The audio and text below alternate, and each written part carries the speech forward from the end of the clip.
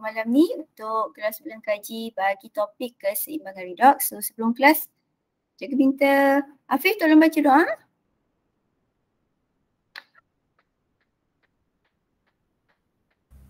Boleh. Bismillahirrahmanirrahim. Allahumma aftah alaina himmataka wa anshur alaina min khazaini rahmatika ya arhamar rahimin. Rabbi shrah li sadri wa yassir li amri wahlul 'uqdatam min lisani yafqahu qawli. Sallallahu ala sayyidina Muhammad wa alihi washabihi wasallam. Alhamdulillahirabbil alamin. Amin. Thank you Afif. Tak apalah, walaupun sikit, at least kamu dapat ilmu apa malam ni ya. Okay, dan cikgu nak aktif lah ya. Jangan cikgu je seorang yang bercakap. Okay, so sebelum jawab soalan, kita tengok balik isi-isi penting dalam topik keseimbangan redox. Okay, dalam topik ni sangat banyak subtopik. Okay, so sebelum tu kita tengok maksud bagi tindak balas redox. So daripada perkataan redox itu sendiri sebenarnya menunjukkan ada RED ni adalah reduction iaitu penurunan, dan OX ni bahasa Inggeris sebenarnya OX ya. So ni adalah oxidation iaitu pengoksidaan. So tindak balas yang melibatkan oksidaan dan penurunan berlaku serentak. Barulah kita panggil tindak balas tersebut merupakan tindak balas redox. Okey, so daripada situ kamu mesti tahu apakah maksud pengoksidaan dan penurunan berdasarkan 4 aspek.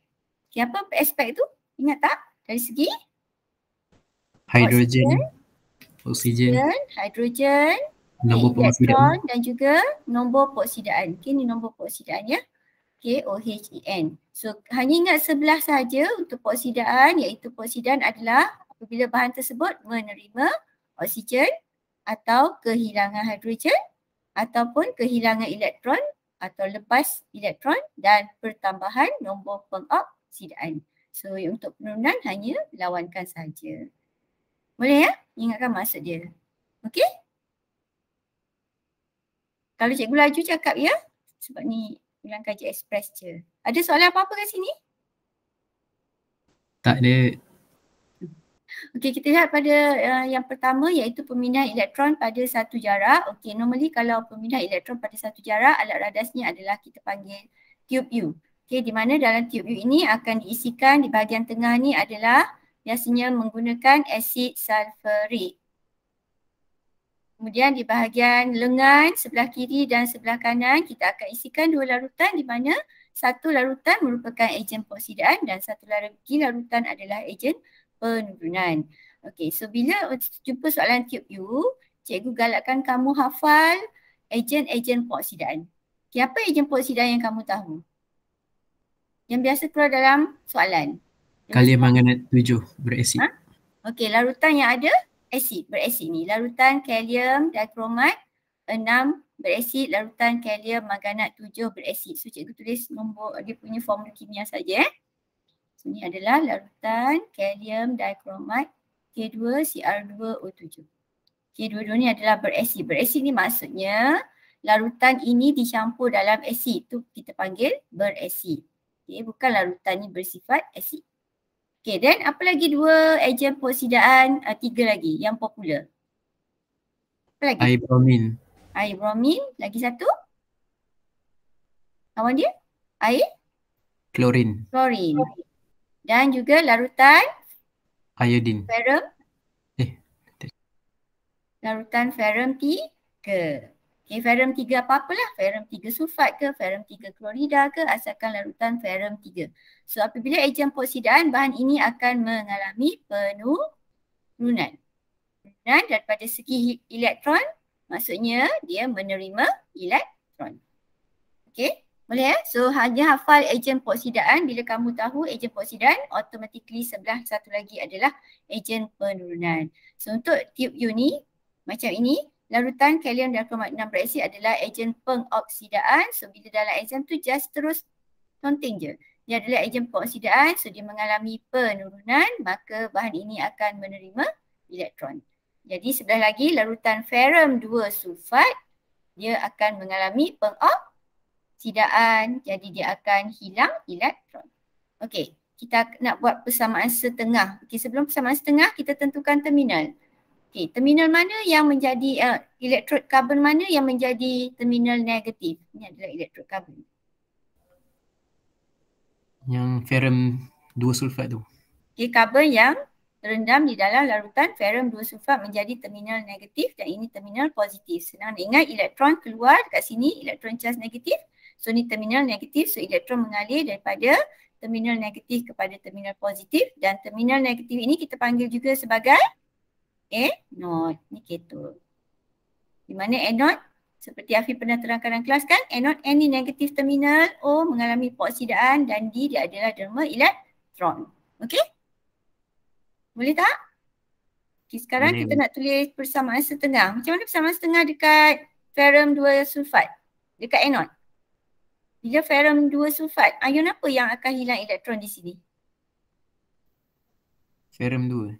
Ion ferrum 2. Okay, bila kamu jumpa ferrum 2, dia mesti jadi ferrum 3. Dia hilang satu lagi elektron. Okay, bila kita lihat dah dapat persamaan setengah, daripada sini kamu boleh tahu perubahan warna larutan. Okay, so ferrum 2, larutan ini warna hijau. So larutan hijau bertukar menjadi ferrum 3. Perang. Boleh tak? Okay, kalau nak terangkan dari segi perubahan nombor peoksidan, kita kata nombor peoksidan ion ferrum bertambah daripada positif 2 kepada positif 3. Okay. Okay, di sini macam mana persamaan dekat sebelah penurunan?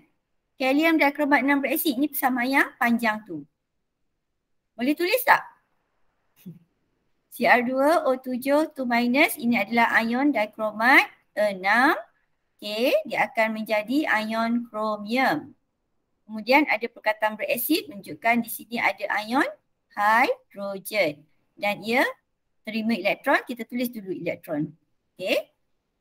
Bila ada ion hidrogen, hasil di sebelah mesti ada air. Okay, persamaan ni kamu tak boleh tulis direct. Buat satu-satu. Kalau tulis direct tu, kena hafal nanti pening. Okay, sekarang kita seimbangkan dulu bilangan atom setiap unsur di mana di depan ada 2 kromium, 2 Cr. So kat belakang ni 1 darab 2.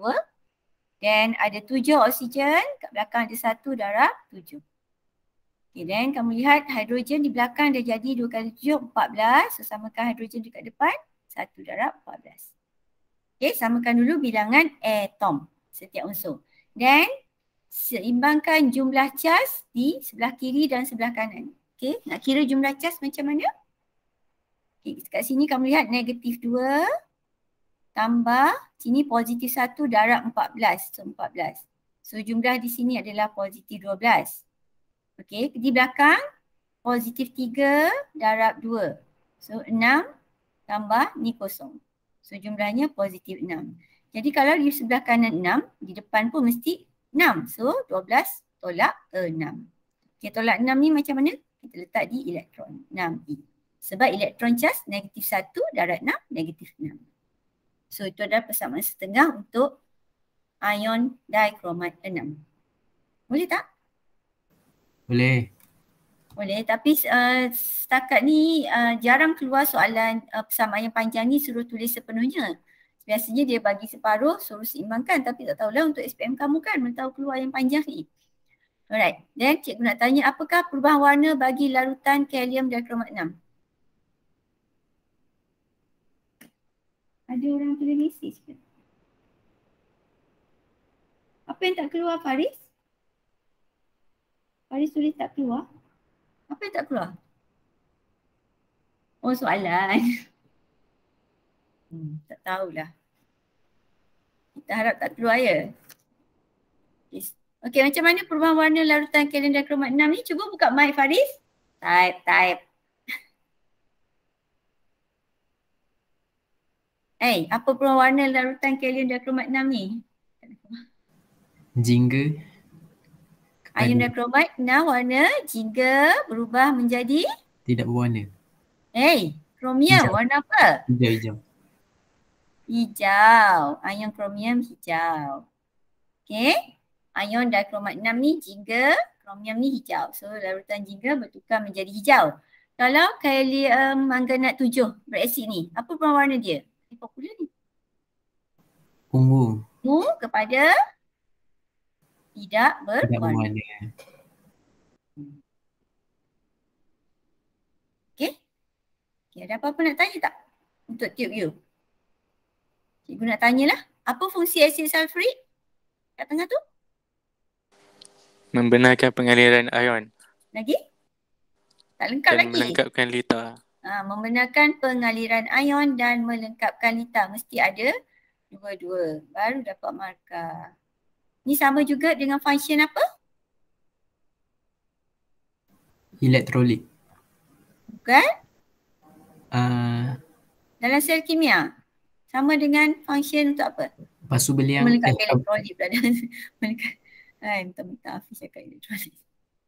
Membenarkan pengaliran dan melengkapkan lita sama seperti fungsi pasu berliang ataupun titian garam dalam sel kimia iaitu sel Daniell. Okey, macam ni sama. So beres untuk tube view ya. Ada nak tanya apa-apa untuk tube view ni? Senang aja. Tak ada, kita pergi kepada, ini pun dah bincang juga tadi sikit dekat sebelah tu, iaitu pertukaran ferrum 2 kepada ferrum 3 dan sebaliknya. Okey, so kalau ferrum 2 kepada ferrum 3, kamu lihat nombor peroksidannya bertambah. Jadi ferrum 2 ni mesti mengalami pengoksidaan, bermaksud ferrum 2 akan kehilangan elektron. Dia mesti jadi ferrum 3, dihilang 1. Dan kamu lihat di sini, air bromin. Air bromin tadi kita dah belajar sebelum ni tadi. Ini adalah ejen pengoksidaan, maka dia mengalami penurunan, bermaksud air bromin ni akan menerima elektron. So apa formula kimia air bromin? Br2. Br2. So dia akan terima 2 elektron menjadi 2 Br minus. Okey, ini persamaan setengah pengoksidaan dan persamaan setengah bagi penurunan.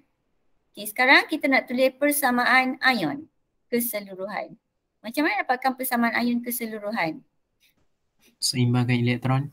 Okey, seimbangkan bilangan elektron di mana kamu lihat elektron dekat atas ni untuk peroksidan 1, bawah ni 2. Jadi mesti samakan dulu perkali dia, so darab 2. Bila kamu darab 2, so semua ni akan darab 2. Barulah elektron tu kita boleh cancel sebab sini tolak elektron tambah elektron, so kosong So tambahkan saja persamaan tu, bahan tindak balas dan bahan serta 2 Fe 3+ dan 2 Br minus. Ambil saja daripada atas. Okay. Persamaan setengah ni kamu kena mahir. Bila mahir tulis persamaan setengah, boleh tulis persamaan ion. So cikgu nak tanya, apakah perubahan warna bagi air bromin? Air bromin warna apa? Perang. Perang bertukar menjadi? Tidak berwarna. Tidak berwarna. Okay, bila kamu jumpa ion halida, bromida, klorida, iodida, semua tu adalah tidak berwarna. Tetapi bila halogen, dia ada warna.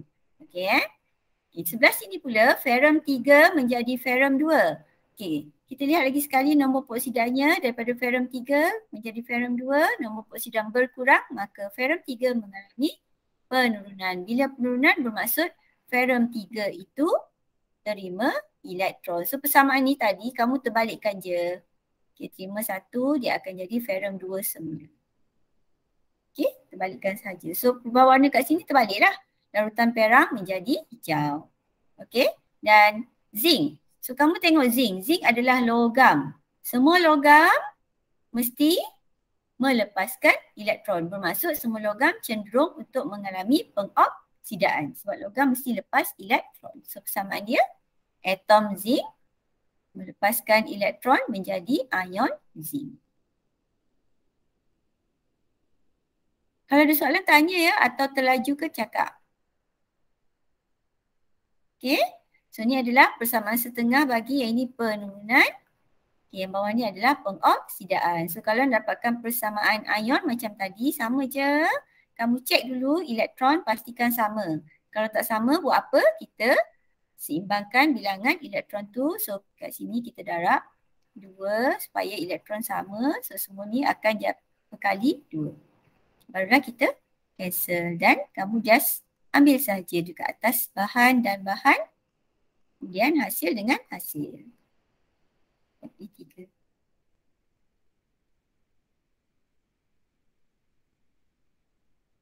Boleh? Boleh. Perlahan aja. Boleh ke tak boleh ni? Boleh. Alia. Alia kat mana? Alia kat Muar ke? Saya kat KL. KL dah. Mm-mm. Okey. Tindak balas penyesaran pula. Okey, tindak balas penyesaran ada dua. Penyesaran logam daripada larutan garamnya dan penyesaran halogen daripada larutan halidanya. Okey. Untuk penyesaran logam daripada larutan garam ni kamu dah expert dah ni. Dah buat eksperimen kan? Dah expert dah kan? Okey, apa syarat supaya tindak balas ini berlaku? Apa syarat dia supaya tindak balas penyesaran ini berlaku? Dia sesalkan logam yang kurang elektropositif. Dia tu siapa? Logam tu lah. Logam apa? Logam yang lebih apa? Logam yang lebih elektropositif menyesalkan logam yang kurang elektropositif. Daripada larutan garamnya. Okey? Okey. So kamu lihat kat sini, ini adalah kita panggil siri elektrokimia. So contohnya kat sini zinc. Okey, dengan kuprum. Mana kuprum? Kat bawah. Okey. So zinc ini dia kita panggil dia lebih elektropositif ataupun kamu lihat E note dia lebih negatif kan, bermaksud dia lebih cenderung mengalami pengoksidaan. So zinc lebih mudah melepaskan elektron. Okay, sebab tu kita panggil zinc lebih elektropositif. So sekarang persamaan kimia bagi tindak balas ni adalah zinc bertindak balas dengan kuprum 2 nitrat menghasilkan apa? Zinc nitrat Dan logam kuprum. dan kuprum. Okay. So siapa yang mengalami peoksidaan di sini? Macam mana nak check? Paling mudah gunakan nombor peoksidaan di mana zinc. Okey, apa nombor peoksidaan bagi zinc? Kosong. Kosong. Kenapa kosong? Dia atom logam. Sebab zinc terdiri daripada atom. So semua logam zarahnya adalah atom. Okey, neutral, tak ada charge Okay. Pergi kat sini, bila dalam sebahatian barulah zinc itu wujud dalam bentuk ion. Jadi zinc dia punya nombor peoksidaan adalah positif 2, Zn2+. Kita melihat nombor peoksidaan zinc bertambah daripada kosong kepada positif 2, maka zinc mengalami pengoksidaan. So kalau kita nak buat persamaan setengah, bila kamu dah nampak sini peoksidaan, kamu terus ambil zinc. Okay, peoksidaan bermaksud lepas elektron. Nampak? Okay, zinc lepas elektron, so dia menjadi kat sini ion zinc. Okay. Okay, sekarang penurunan. Bahan mana yang mengalami penurunan di sini? Kuprum. Kuprum ke ion kuprum 2? Ion kuprum 2. Ion kuprum 2. Okay, kita lihat ion kuprum 2 kat sini positif 2. Okay, nombor peoksidanya berkurang kepada kosong. Okay, so ion kuprum 2 mengalami penurunan. So kalau kita buat persamaan setengah, okay, depan ni adalah Cu2+. Okay, penurunan bermaksud dia terima elektron jadi Cu. Kalau kamu pandu dekat atas, insyaAllah bila tulis persamaan setengah dekat bawah ni, tak salah ya. So bila buat soalan nanti jangan nak cepat-cepat aja, masa banyak sebenarnya. So hati-hati. Okay, macam mana nak tulis persamaan ion? Check. Elektron dah sama kan? So dah sama, kita boleh cancel. Just ambil terus.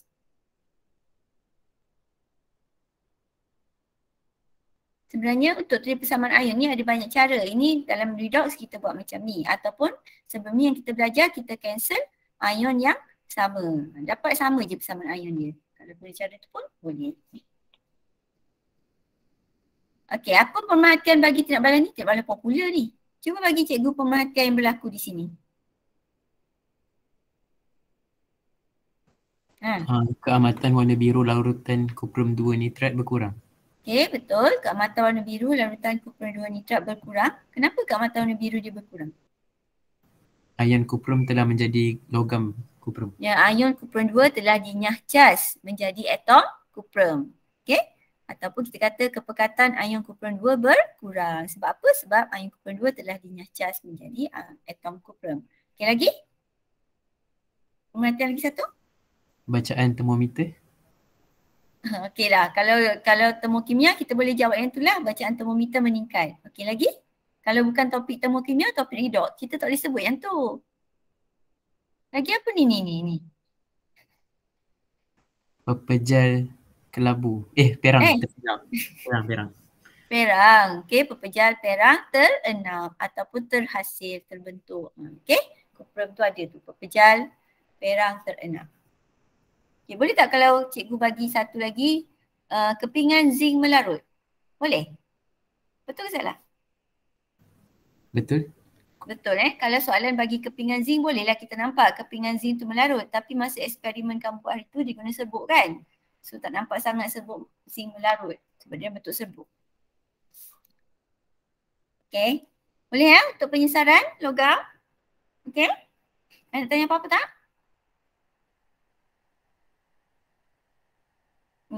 Kalau tak nak tanya sekarang, tanyalah bila-bila nanti. Okay, untuk penyesaran halogen daripada larutan halidanya pula, syaratnya adalah, halida, halogen ni kumpulan 17, so fluorine, chlorine, bromine, iodine, astatin normally biasanya 3 ni je suka keluar.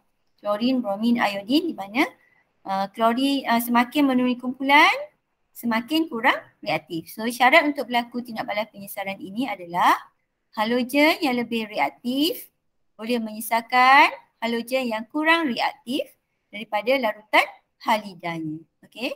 Contoh gambar rajah ni dia menggunakan tindak balas antara klorin dengan kalium bromida. So kamu lihat klorin lebih reaktif daripada bromin. Maka klorin boleh menyesarkan bromin daripada larutan kalium bromida. Faham tak? Faham? Okey, cuba kita buat persamaan kimia dia. Klorin bertindak balas dengan kalium bromida. Okay, nak lihat tindak balas berlaku ke tak? Itulah syaratnya tadi. Klorin lebih beraktif daripada bromin, so dia ambil tempat bromin. Menyesarkan tu maksud displace. Dikeluarkan bromin ya. So dia ambil tempat bromin. So jadi KCl dan bromin keluar Br2. Ingat ya. Bila halogen, bila dia keluar, dia seorang-seorang mesti molekul. Okay, sebab dia kumpulan 17. Disimbangkan persamaan. So 2. Right. Okay, bahan mana yang mengalami peroksidaan? Siapa mengalami peroksidaan? Klorin.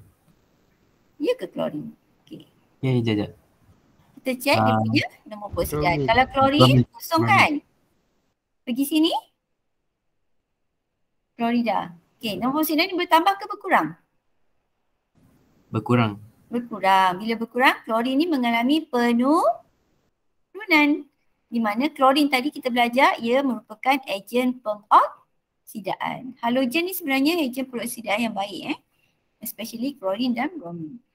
Okay, siapa mengalami pengoksidaan? Ion bromida daripada negatif 1. Nombor oksidannya bertambah daripada negatif 1 kepada 0. So ion bromida mengalami pengoksidaan.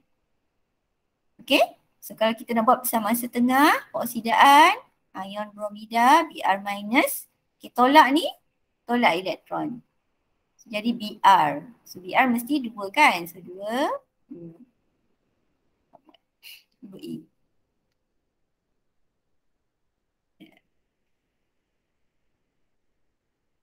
Okay, untuk penurunan pula daripada klorin, Cl, cikgu buat Cl dulu ya. Terima elektron, halogen mesti terima elektron sebab dia elektron valence dia 7. Okay. So jadi Cl minus. So, Cl 2, 2, 2. Topik ni berkait-kait je dengan topik lain. So basic tu mesti ada. Okay, sekarang untuk persamaan ion. Campurkan saja kedua-dua persamaan sebab elektron dah sama 2 dengan 2. So tak payah darab apa-apa.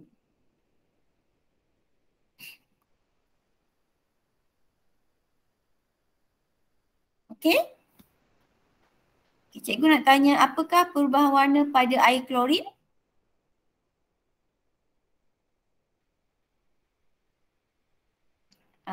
Air klorin warna apa? Kuning kehijauan? Kuning kehijauan berubah menjadi? Tengok persamaan setengah ni. Tidak berwarna. Tidak berwarna. Okey. Kalau bromin, larutan kalium bromida ni daripada larutan tidak berwarna berubah menjadi? Perang. Perang. Okey, very good. Okey, kalau larutan iodin, iodin dalam bentuk, kalau hasilnya iodin, iodin kat situ dalam bentuk larutan, warna apa? Iodin, kalau dia dalam bentuk larutan atau cecair, warna apa? Still perang. Okey, tetapi kalau dalam bentuk pepejal ataupun gas, warna apa? Pepejal iodin warna apa? Kuning ke? Ungu. Okay, ungu kehitaman sebenarnya. So ungu je cukup. Okay, so hati-hati. Kalau hasil kat sini iodin, dia adalah larutan perang. So sekarang kalau iodin dengan bromin warna dia sama. Larutan perang terhasil. So nak bezakan dia, biasanya soalan dia suka bagi halogen itu dimasukkan dalam satu larutan, contohnya 1,1,1 trichloroetana. So dia akan tanya warna lapisan bawah ni. Okay, so kalau warna lapisan bawah ni, kalau klorin dan bromin diikut warna sebenar. Kuning, kehijauan dan perang. Tetapi untuk iodin, lapisan ni akan warna ungu. So nak bezakan bromin dengan iodin, dia akan letak halogen tersebut dalam larutan 1,1,1 trichloroetana. Ya. Ada tanya apa-apa tak?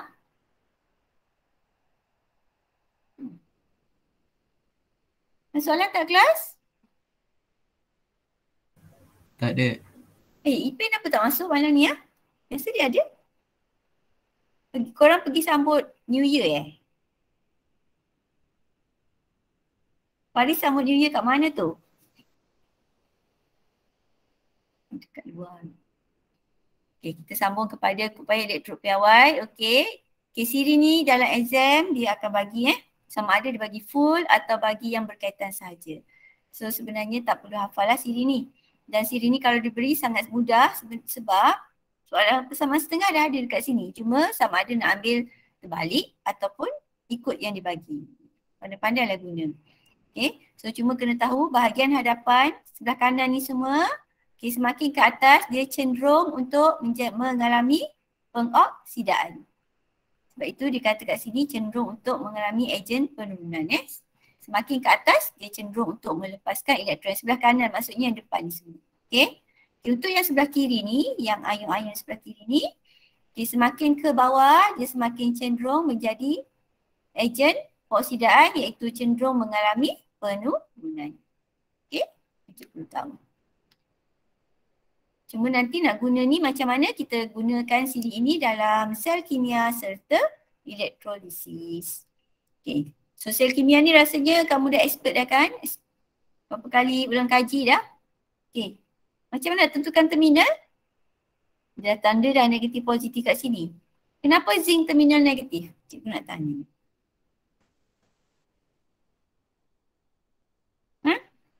Kenapa zinc menjadi terminal negatif? Zinc lebih elektronegatif. Tak boleh. Kita tak boleh ikut jawapan KBSM tu. Kena ikut textbook. Mesti guna nilai E0 ni. So mana zinc kita? Mana zinc? Ni zinc dengan cuprum. Okay, macam nak jawab? Kenapa zinc menjadi terminal negatif? Zinc, nilai E0 zinc lebih negatif. Nilai E0 zinc lebih negatif. Okay, sebab tu zinc menjadi terminal negatif. Manakala nilai E0 cuprum lebih positif. Maka cuprum menjadi terminal positif. Okay, so dalam sel kimia tidak digalakkan guna yang lebih elektropositif tu ya. Itu dalam penyesaran tak apa. Kita kena ikut buku teks. Okay, boleh Hafif? Boleh. So persamaan kat sini ada expert ni. Zinc melepaskan elektron. Okay, di sini, okay, dekat sini anode kan, kita panggil dia sebagai anode. Okay, mesti peoksidaan. So, maksudnya atom zinc yang akan melepaskan elektron. So, apa jadi pada zinc? Pemerhatiannya, zinc melarut atau dia jadi semakin nipis. Okay, kat sini tindak balas penurunan. Okay, penurunan. Okay, bila penurunan mesti terima elektron. Siapa yang boleh terima elektron dekat sini? Boleh tak logam terima elektron? Tak. Tak boleh. Jadi siapa yang boleh terima elektron di sini? Ion cuprum 2. Okay, cation. Okay, so sekarang cation sahaja yang boleh terima elektron. Kamu kena cek dulu. Cation yang ada dalam larutan ni ada dua sebenarnya. Ion cuprum 2 dan ion hidrogen. Bila ada dua cation, kita kena pilih. Kenapa kita pilih cuprum? Kenapa pilih ion cuprum 2? So kamu tengok dekat sini mana ion cuprum 2 dan ion hidrogen. Okay, bila nak pilih cation, kamu pilih E0 yang lebih positif. Siapa lebih positif inot dia? Kuprum 2. Nampak tak? Okay, kalau ion positif, positif kan? So pilih inot yang lebih positif. Okay, so sebab tu kita pilih ion kuprum 2 untuk dinyah cas dekat sini. Bentuk kuprum. Okay ke tak? So pemerhatian di katod adalah pepejal perak terenap. Okay, ataupun elektrod kuprum menjadi tebal atau jisim elektrod kuprum bertambah. Okay, di sini kamu lihat digunakan palsu berliang, so ini adalah sel Daniell. Fungsi tadi sama, membenarkan pengaliran ion dan melengkapkan litar. Okay, macam mana dengan keamatan warna biru larutan kuprum 2 sulfat? Berkurang. Berkurang. Sebab apa berkurang? Sebab ion kuprum telah dinyah cas. Ion kuprum 2 telah dinyah cas menjadi atom Kuprum. kuprum. Maka kepekatan ion kuprum 2 berkurang. Okey, ada soalan untuk sel kimia? Okey tak? Okey. Jadi. Lepas ni nanti kau jumpa soalan redox ni dah terror lah ya. Okey, untuk elektrolisis cikgu sentuh untuk yang larutan dalam bentuk larutan lah ya. Leburan nanti kat soalan tu ada. Leburan senang je. Okey, untuk larutan, elektrolisis untuk larutan aqueous. Okey, bila larutan ada air. So semua larutan ada air maksudnya dua ion ni wajib ada. Ion hidrogen dan ion hidroksida. Okey, dalam semua larutan selain ion yang berasal daripada sebatian itu. Okey, so untuk pilih ion yang dinyah cas ada 3 faktor. Faktor utama adalah nilai inot, di mana tadi kita dah tengok dah dekat sel kimia kita ada anod dan katod. Okey, bila sebut anod ni dia akan tarik N ion. Okey, katod dia akan tarik cat ion. Okay, untuk pilih anion, pilih inot yang lebih, ion negatif kan? So pilih inot yang lebih negatif. Atau kurang positif. Okay, manakala untuk cat ion positif. So kamu pilih inot yang lebih positif. Ataupun inot tu kurang negatif. Okay, ni nak pilih ion untuk dinyah cas ya. Okey, kita lihat contoh bawah ni lah. Okey, larutan natrium klorida cair. Okey, sebelum tu perbezaan ketara antara sel kimia dan elektrolisis adalah sel kimia menggunakan voltmeter dan elektrolisis menggunakan bateri. Okey, so kamu belajar elektrik kan? Dah mahir dah elektrolisis. Belajar ke elektrolisis dan elektrik? Tak ada. Tak ada Tapi anod katod tu ada kan? Ada. Okey, yang pendek ni negatif, panjang ni positif, maka yang ini negatif, yang ini positif. Cuma panggilan terbalik. Kalau tadi negatif, kita panggil anod. Tetapi dekat sini negatif, kita panggil katod. Untuk elektrolisis dia terbalik sikit. Okey, dia terbalik. Tetapi anod still mengalami pengoksidaan. Di mana anod dia akan tarik N ion pergi sini, katod akan tarik cat ion. Jadi bila dapat soalan elektrolisis, kamu conteng dulu gambar rajah tu. Tengok dulu ion apa yang dipilih untuk dinyah cas di anod dan katod, buat persamaan setengah dia. Barulah jawab soalan. Okay. Senaraikan dulu ion-ion yang ada dalam larutan. So ni natrium klorida cair. Okay, so ion apa ada?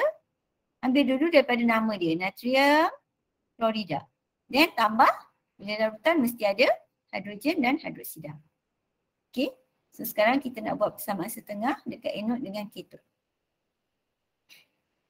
Okay, anod adalah anion, jadi ada dua anion.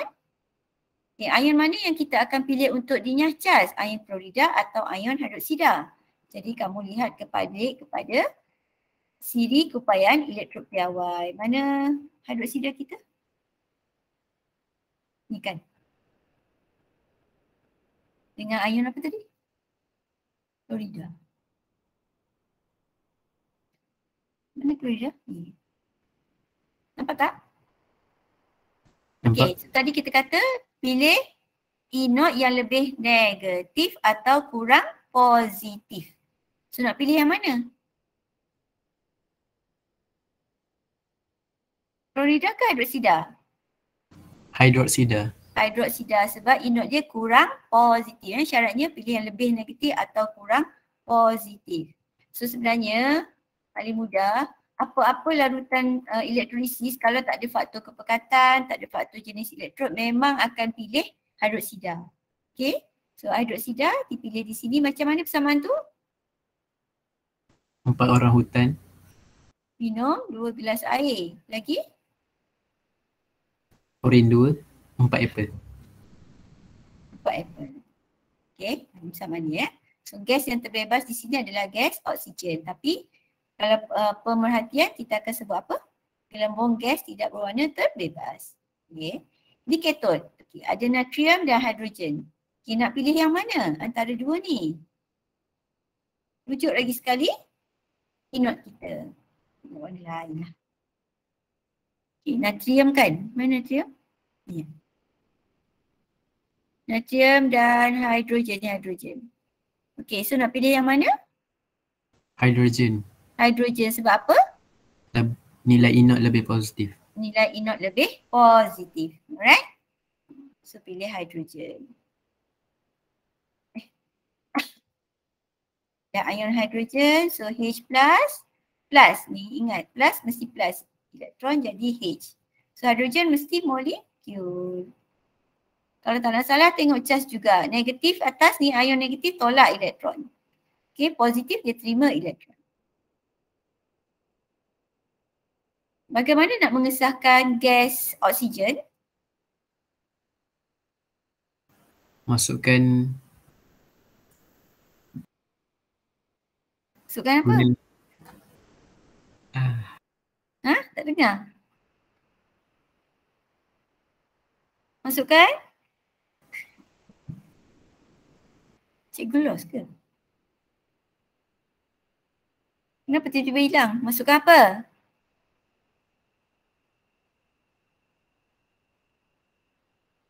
gas ke dalam tabung uji berbara.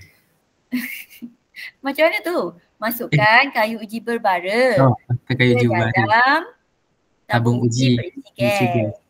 Ha. Apa jadi? Kayu uji Menyala. menunjukkan gas oksigen hadir. Okay, kalau hidrogen? Ujian gas hidrogen? Masukkan kayu uji menyala ke dalam tabung uji dan bunyi pop terhasil. Tabung uji berisi gas dan bunyi pop terhasil menunjukkan ion gas hidrogen hadir. Kalau hidrogen tak perlu masukkan, dekatkan dia. Kita dekat je, dah bunyi pop dah. Okay, belum sempat masuk lagi. So boleh guna perkataan dekatkan. Dekatkan kayu uji menyala pada mulut tabung uji berisi gas. Boleh Okay. So kalau tak ada faktor apa-apa, memang kita guna faktor nilai inot. Okay. Dan untuk katod sentiasa ikut faktor inot. Okay, katod dia tak terpengaruh pun dengan kepekatan dan jenis elektron. So di katod kita sentiasa pilih inot yang lebih positif. Okay, untuk kepekatan ini hanya benar untuk ion halida sahaja. Iaitu biasanya klorida, bromida dan iodida. Contohnya kalau soalan bagi larutan kuprum 2 sulfat pekat. Dia tidak terlibat dengan faktor kepekatan kuprum 2 sulfat. Okay. So hanya kalau kuprum 2 sulfat pekat still guna nilai inot. Kalau kat sini kita lihat tadi masih larutan yang sama tapi kat sini larutan natrium klorida pekat. So bila pekat hanya untuk kita tengok anion saja, klorida dan hidroksida. Okay, walaupun inot hidroksida itu lebih negatif tetapi kita akan pilih ion klorida untuk dinyah cas. Sebab apa? Kepekatan ion klorida lebih tinggi berbanding ion hidroksida. So nanti persamaan di anod adalah ion klorida yang akan dinyah cas. So tolak elektron menjadi Cl. So sini 2. Ini.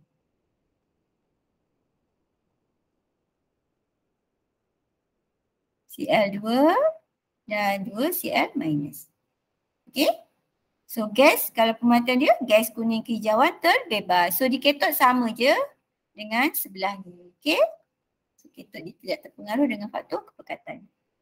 Boleh? Kelas ada Boleh. soalan untuk faktor kepekatan? Okey, jenis elektrod pula. Biasanya berlaku di anod sahaja. Di mana soalan disuka bagi sama ada anod itu kuprum atau argentum. Dekat katot ni kamu letaklah elektrod kuprum ke argentum ke, dia tidak terpengaruh pun. Still kita akan pilih cation anod yang lebih positif. Okey, hanya anod sahaja yang akan bertindak balas. Okey, apa jadi pada anod ni? Kuprum atau argentum ni dia akan melarut. Melarut ni maksudnya atom itu akan melepaskan elektron. Atom logam tu akan lepas elektron. So bila kamu jumpa anod ini adalah kuprum atau argentum. So samaan setengahnya adalah contohnya ni kuprum kan. So kuprum yang akan melepaskan elektron. Anion dia akan pergi je dekat anod, tetapi yang bertindak balas adalah elektrod itu sendiri. Okey? So pemerhatian dekat sini, kuprum semakin nipis. Okey, di katot macam biasa, mesti pilih cation yang ada dalam larutan. So larutan ini ada Cu2+ dan H+. Jadi kita akan pilih ion kuprum 2. Sebab dia punya nilai E0 lebih positif ya. So pepejal perak terenak. Kalau gambar rajah, disuruh lukis gambar rajah, kamu hati-hati kalau soalan itu kamu tengok elektrolisis tu menghasilkan gas, so gambar rajahnya mesti ada tabung uji sebab nak collect gas. Okay? Kalau tak ada gas, kamu boleh lukis macam ni saja. Okay, macam mana perubahan warna keamatan warna biru bagi larutan kuprum 2 sulfat di sini? Tidak berubah. Tidak berubah. Okay? Tidak berubah ya. Okay, ada nak tanya apa-apa tak untuk elektrolisis? Susah ke kelas? Tidak. Tidak. Bolehlah nanti naik sekolah buat test Boleh. Boleh. Okey, habis tadi kita guna siri elektrokimia, kita guna siri keupayaan elektropiawai, sekarang kita nak guna siri keaktifan logam untuk pengekstrakan logam. Oh lupa. Untuk yang ini jenis elektrod ni kamu tengok aplikasinya dalam penyaduran dan juga penulinan logam. Itu aplikasi untuk jenis elektrod Okey, kita lihat pengekstrakan logam daripada bijihnya. Bijih ni biasanya adalah oksida logam. Okey. So di sini kita guna siri keaktifan logam. Perbezaan siri keaktifan logam dengan siri elektrokimia adalah dalam siri keaktifan logam terdapat karbon antara aluminium dan zinc dan sebenarnya ada hidrogen antara zinc dan ferrum. Okey.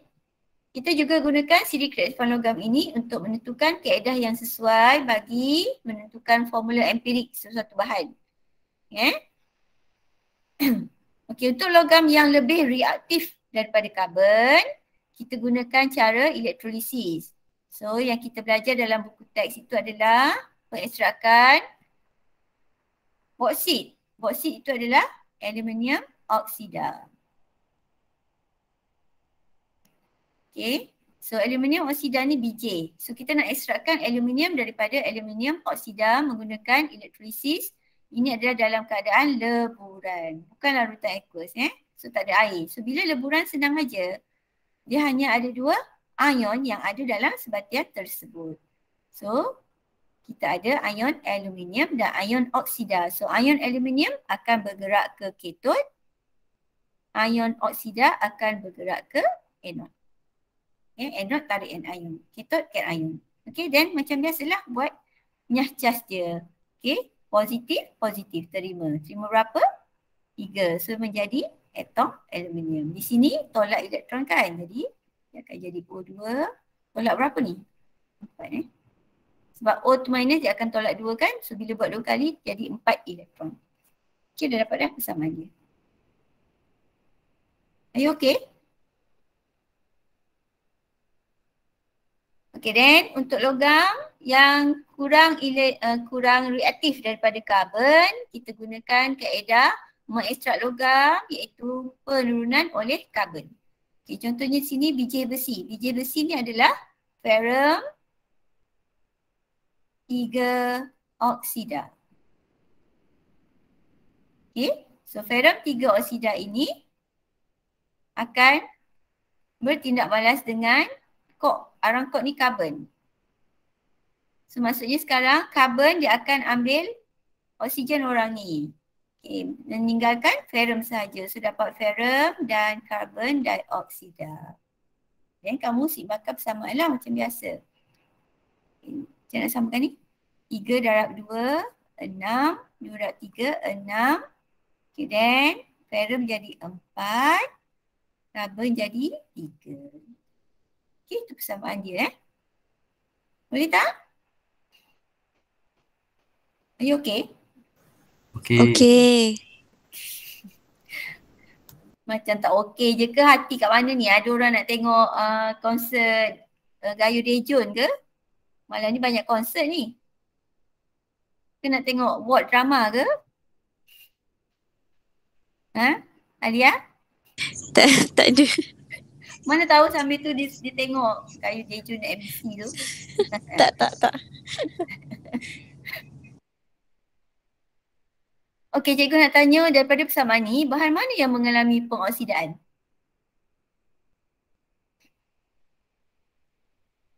Siapa mengalami pengoksidaan dekat sini?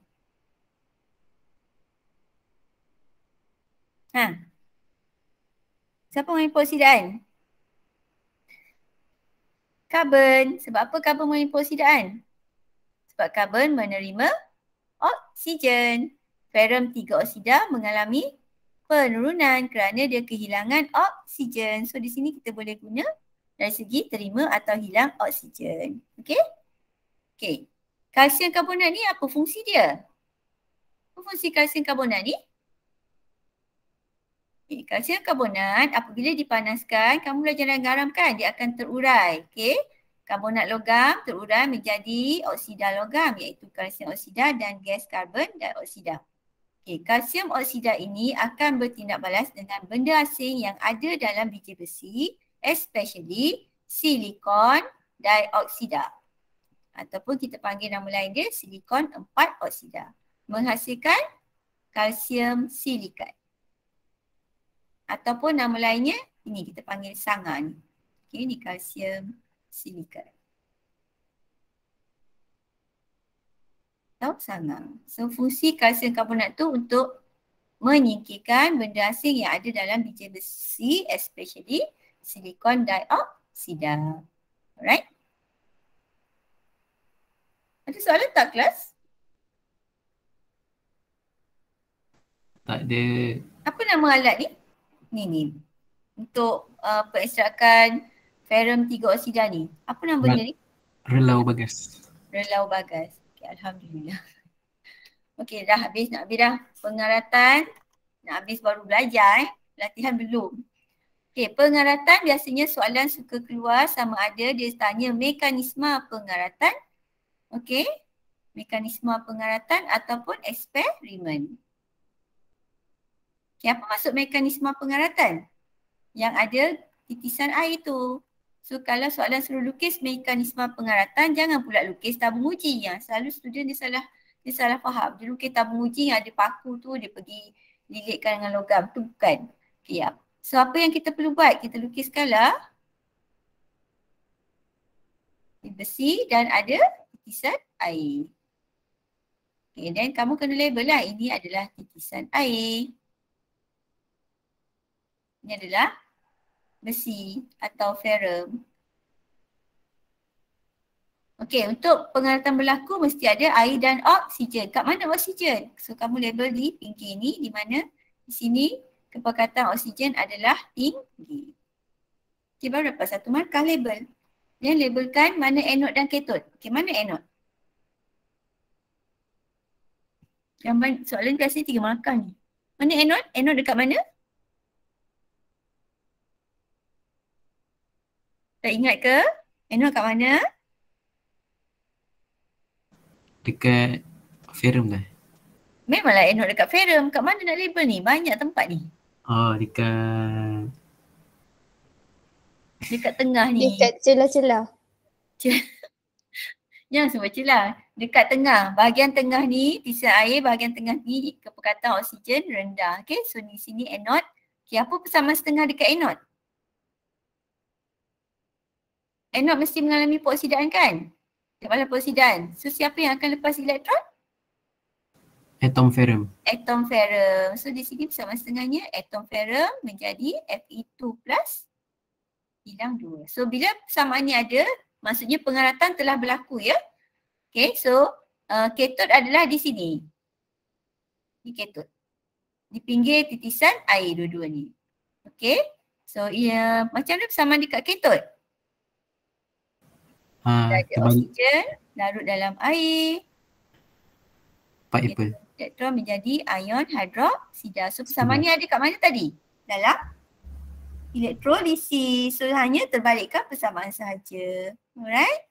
So macam mana arah pengaliran elektron? Kat mana kita nak tanda? Dari anode ke katot. Elektron mesti mengalir dari anode ke katot. So di sini kamu labelkan pada atas besi ni ya. Okay, kamu ingat ni. Fat cat. Apa fat cat? Siapa tahu?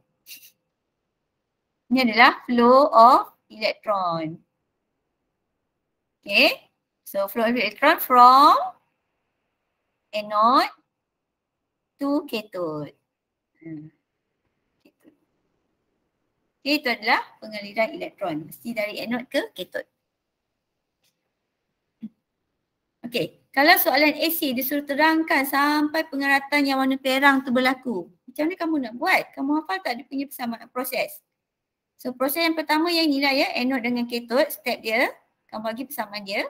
So persamaan yang kedua, sekarang telah ada dua ion. Iaitu ion hidroksida dan ion ferrum 2. So ion ferrum 2 dia akan bergabung dengan ion hidroksida membentuk sebatian ferrum 2 hidroksida. Okey, simbangkan. Okay. Seterusnya, ferrum 2 hidroksida itu akan mengalami pengoksidaan seperti tidak balik dengan oksigen menghasilkan ferrum 3 oksida terhidrat.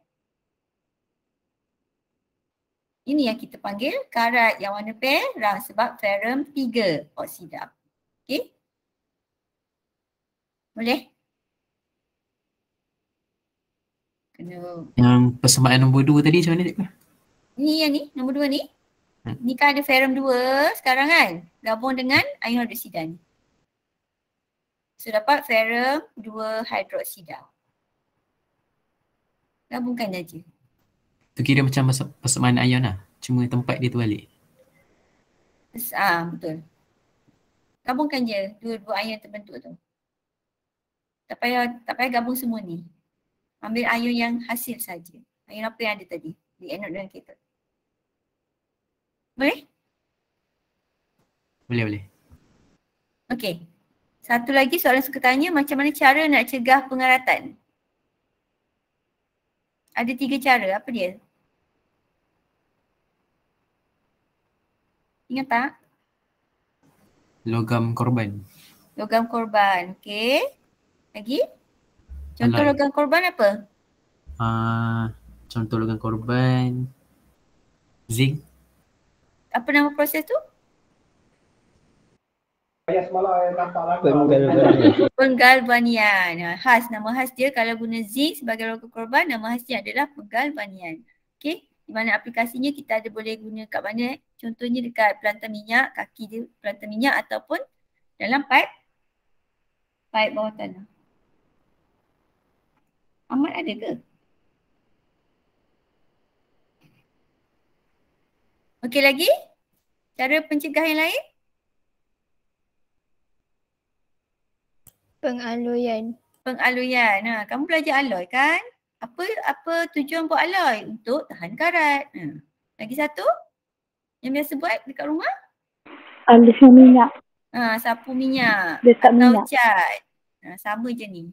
Minyak, cat ataupun penyaluran. Jadi dalam exam jangan pula bagi sapu minyak, sapu cat, markah sama, satu je.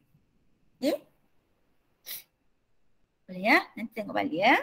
Okay, then eksperimen untuk pengaratan biasanya kita letakkan paku besi dalam agar-agar, di mana agar-agar ni ada larutan penunjuk, 2 penunjuk iaitu kalium hexacyanofrat 3 dan phenolphthalein. Okey, apa tujuan larutan kalium hexacyanofluoride 3 ni? Apa tujuan dia? Untuk apa? Suka-suka hati je ke letak? Mengesan kehadiran ion ferrum 2. Bagus Ahmad.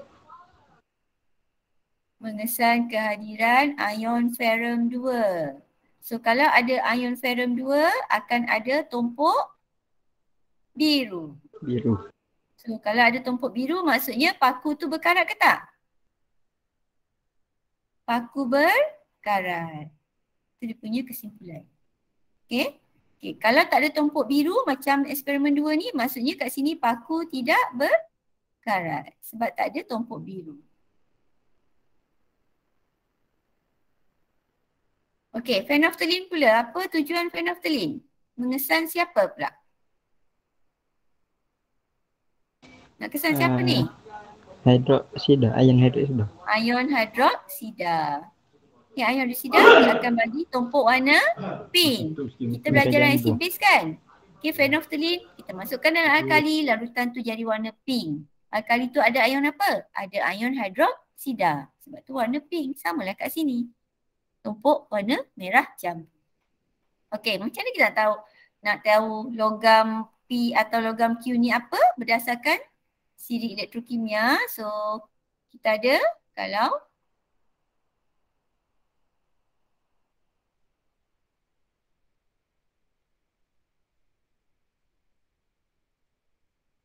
cikgu tak masukkan hidrogen ya sebab kat sini melibatkan logam saja. So, kamu lihat ferrum. So, kalau ferrum bersentuhan dengan logam yang lebih atas atau lebih elektropositif daripada dia, so maksudnya kat sini paku tidak berkarat. Okey, maksudnya ferrum tidak akan kehilangan elektron. Siapa yang akan hilang elektron? Logam-logam yang di atas dia ni lah. Okey, tetapi kalau ferrum disentuh atau dililit dengan logam yang kurang elektropositif dengannya, paku besi itu akan berkarat.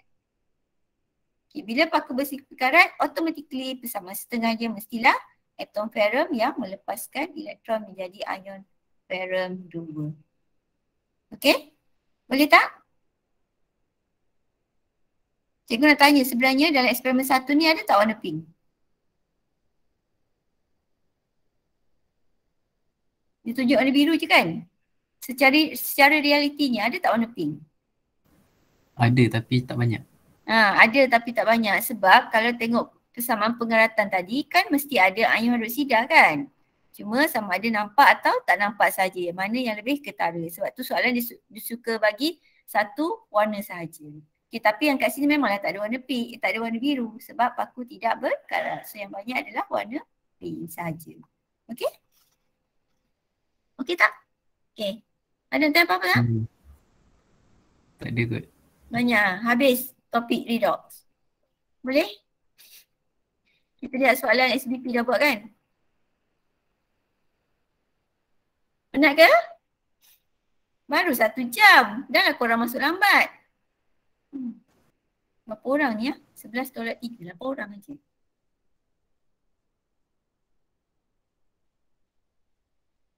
Eh, 9. Tak apa. Dah buat soalan SPP ke? Mana cikgu punya ni? Dah. Sekejap take 2 minutes. Penat cakap, dah lama tak cakap lama. Okey, sebelum tu minggu depan hari Rabu tu ada kelas pukul 10.30 ya. Yang itu wajib sebab tu sekolah buat. Tolong beritahu kawan-kawan. Yang tu cikgu akan buat soalan trial dan cikgu bagi soft copy Tapi, apa Afi? Selasa kenapa tak ada? Selasa? Oh, Selasa tu kita ada meeting. Meeting guru. Oh, okay. Tapi, tak apa.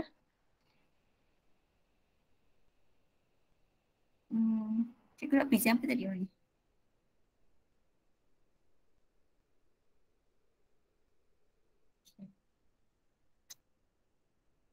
Nampak kan? Dah buat ke ni? Nampak.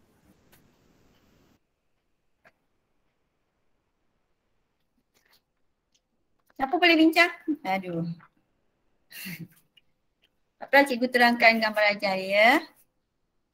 So lagi sekali cikgu ingatkan, cikgu galakkan kalau soalan sel elektrolisis, sel kimia, conteng dulu gambar rajah. Okey, jangan sibuk nak tengok soalan dekat bawah.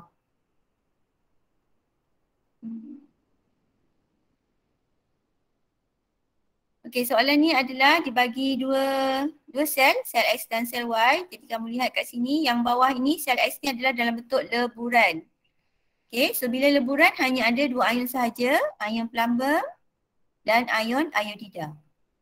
Tapi di atas ni ialah larutan. Okey, larutan. So kita senaraikan ion yang hadir, asid hidroklorik iaitu HCl, ada H+ dan Cl-. Okay, asid hidroklorik itu larutan juga, so ada H+ lagi sekali dan OH-. Dan tengok dibagi 1.0 mol per dm padu. Okay, ini pekat ke cair? Pekat. Pekat ya. Okay, kalau 0.1 pekat ke cair? Kalau 0.1 mol per dm padu. Pekat ke cair tu? Masih pekat Okay, kalau cair biasanya 0.0001 mol per dm padu. Okay, kecuali kalau dia cakap satu tu cair, satu pekat, okay, kamu ikut je soalan. Okay, kalau cakap apa-apa, 0.1 itu dikira pekat lagi. Okay, so kita tandakan dulu Q. Okay, ni bateri ni negatif, positif, maksudnya P ni positif, Q negatif dan R negatif, S positif. Boleh tanda ni? Boleh. Boleh. Okay, kita buat setengah persamaan untuk sel Y dulu. Sel Y itu asid hidroklorik 1.0 mol per dm padu. So di anode, anode siapa? S kan? Anode S, kathode R. Okay, kathode dululah senang. Kathode adalah cation, so tak payah pilih-pilih, hanya ada satu je cation iaitu H+.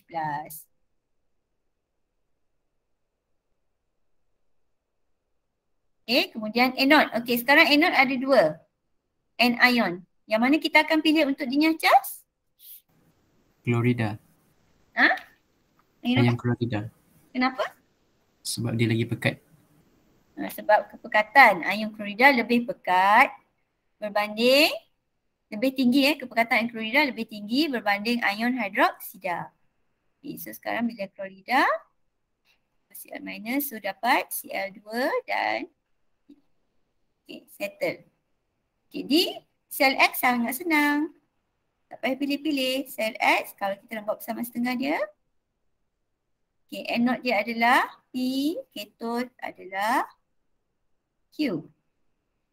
So anode tarik an ion I minus, dia akan menjadi I2. Dan kathode Pb2 plus, so plus 2E menjadi Pb. Okay, nak tanya apa-apa tak untuk persamaan setengah dekat sini? Nak tanya apa-apa? Are you okay kelas? Masih dengan cikgu ke? Masih.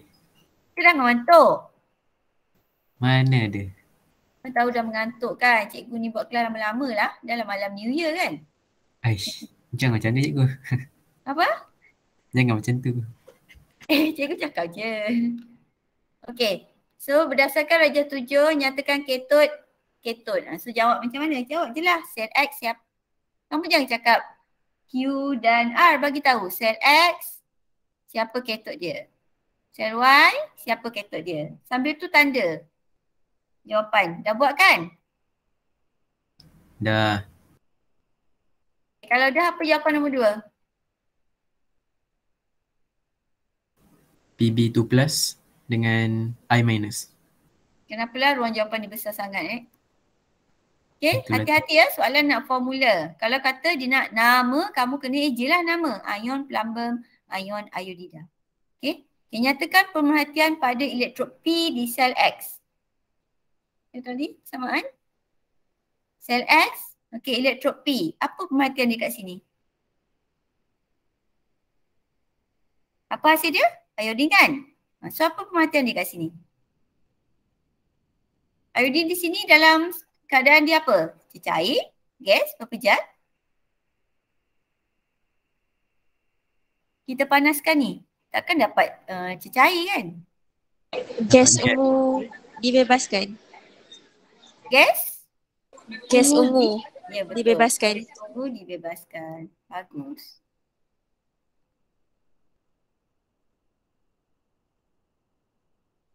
Okey, setengah persamaan kita dah buat kat atas. So nanti kamu check dekat atas ya. Setengah persamaan untuk Q bagi sel X. Okey yang ni.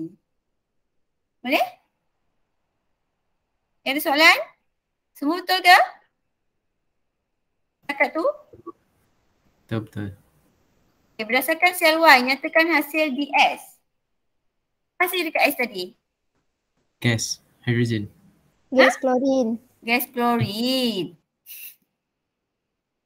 S apa tadi? Anode ke kathode? Anode kan? Okey, untuk soalan 2, B2, ini pengetahuan yang kamu belajar dalam topik jadual berkala iaitu tindak balas kimia bagi halogen. Okay, iaitu dikata hasil B iaitu klorin, dia menukarkan kertas litmus biru lembab kepada merah dan luntur. Okay, bila lembab ni maksudnya ada air. So soalan ni nak tuliskan persamaan kimia bagi pemerhatian ini. Okay, apa bahan tindak balas kita? Klorin. Bertindak balas dengan air. Okay, bila klorin bertindak balas dengan air, apa yang kita dapat? Kamu belajar dalam topik jadual berkala. Dapat larutan bersifat apa? Asid ke alkali?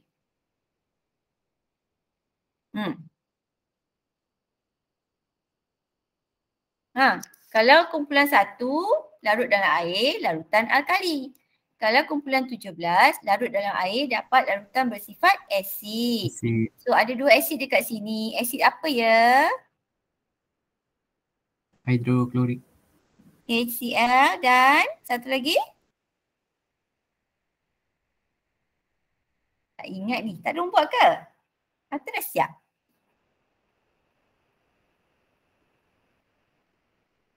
Asid hidroklorik dan asid hipoklorus. So asid ini yang bersifat sebagai ejen peluntur. Okey? Boleh? Okay, bagaimana kepekatan elektrolit berubah? Berikan alasan. Okey. Dekat sel Y kita pilih ion apa untuk dinyah cas? 3 markah ni. So kamu bagi tahu dulu. Ion klorida dipilih untuk dinyah cas.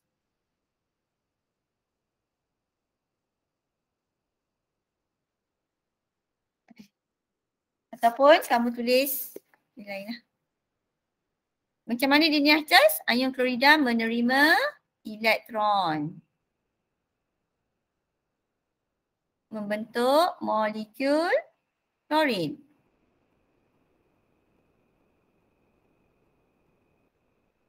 Okay, kenapa kita pilih ion klorida? Sebab kepekatan ion klorida lebih tinggi. Kita tulis formula je lah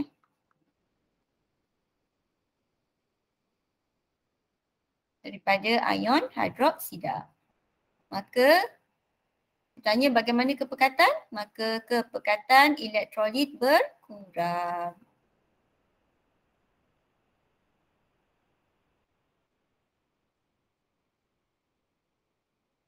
Tak apa, buat dalam bentuk air pun tak apa. Ni poin-poin.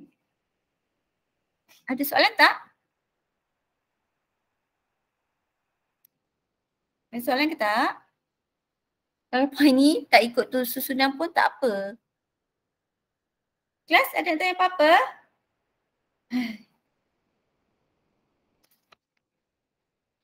Tak ada. Aku macam cakap dengan orang bisu je, tahu tak? Panas ni.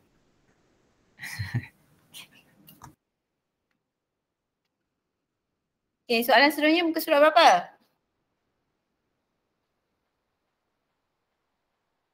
100. 100? Sekejap. 78. Cepat betul ke 100? 78. Sekejap.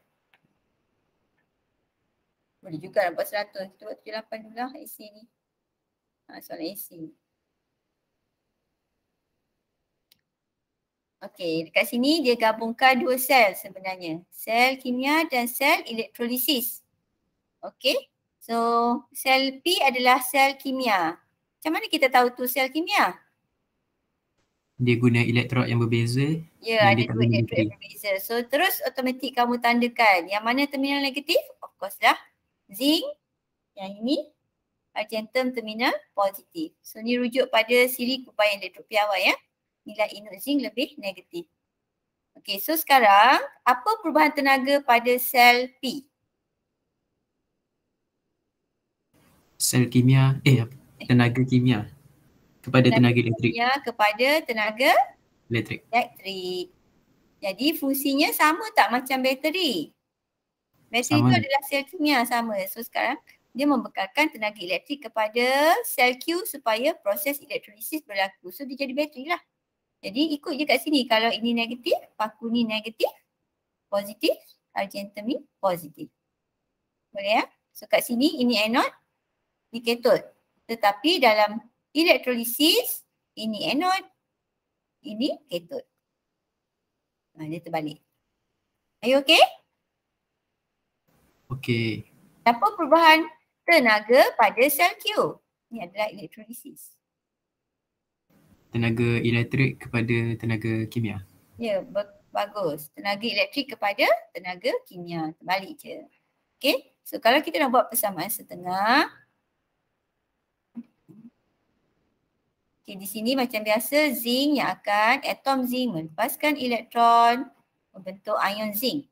Okey, di argentum, ingat ya, di sini mesti terima elektron mesti ion positif. Kamu mesti pilih ion positif untuk terima elektron. So lihat dalam elektrolit yang diguna asid nitrik, ion positif apa yang ada dekat sini? Hanya ada H+. Yang lain ni NO3-, OH-. So, sama setengah sini adalah H+ yang akan terima elektron menjadi H2, hidrogen. Jadi nanti perhatian dekat sini sebenarnya ada gelembung gas tidak berwarna terbebas. Jadi soalan kadang-kadang hati-hati. Student dia tak tengok tak tengok elektrolit. Dia dalam fikiran dia mesti ion kumpulan 2. Tidak semestinya. Cek dulu elektrolit yang diberi. Okay, dekat bawah ni, ini faktor apa? Kamu lihat anode adalah argentum. Ni faktor apa? Jenis elektrod. So apa jadi pada argentum ni? Kalau anode argentum, apa jadi pada argentum? Argentum itu yang akan melepaskan elektron. Jadi ion argentum. So anode ni akan melarut. Argentum ni akan menjadi nipis. Okay, di kathode, walaupun paku besi, kathode mesti pilih cation. Pilih inot yang lebih positif. So tengok cation yang ada dalam larutan. Kita ada ion argentum dan ion hidrogen. So kita akan pilih ion argentum sebab inot dia lebih positif. So di sini persamaan dia ion argentum menerima elektron menjadi atom argentum. So dia akan menyadur paku besi ni. Okey, apa warna argentum? Pemerhatian dekat sini pepejar warna apa terhasil? Takkan perang juga. Pepejar warna apa ni? Kelabu.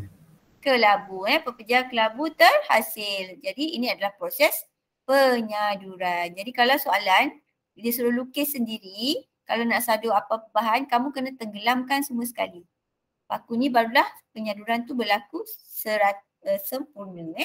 Kalau soalan suruh lukis lah. Ni dia bagi tak apalah. Faham tak proses yang berlaku dekat sini? Faham. Are you okay? Okay. Okay, untuk soalan yang A, banding dan beza, kamu digalakkan buat dalam bentuk jadual. Okay, jadi secara ringkasnya kamu buatlah dua kolom, sel P, sel Q, kemudian ikut je apa yang soalan nak. Soalan saya nak dapat markah ni, 7 markah. Okay, dia nak perubahan tenaga. Lagi dia nak apa tu? Dia nak terminal positif. Nanti kamu isi je lah sendiri Kalau tak sure jawapan, kamu boleh snap je gambar, hantar dekat cikgu. Setengah persamaan. Dekat mana dia nak? Di anode. Ikut apa yang soalan nak je. dan lagi satu pemerhatian di katod. Ni semua kita dah bincangkan tadi kan. Isi je. Dan satu lagi nyatakan jenis sel, kamu beritahu lah. Sel P adalah sel kimia, sel Q adalah elektrolisis. Yang ini boleh isi. Boleh isi sendiri ke? Boleh. Boleh. Apa persamaan dua sel ni? Banding beza ni ada persamaan. Daripada jawapan ni apa yang sama? Terminal Positif. positif. Dua-dua ni adalah argentum. Cikgu, kalau yang jenis sel tu saya masukkan sekali dalam table boleh? Boleh aja. Jenis sel boleh je. Tak ada masalah. So, kenapa makan dia 7? Banyak. Banyak dia minta ni.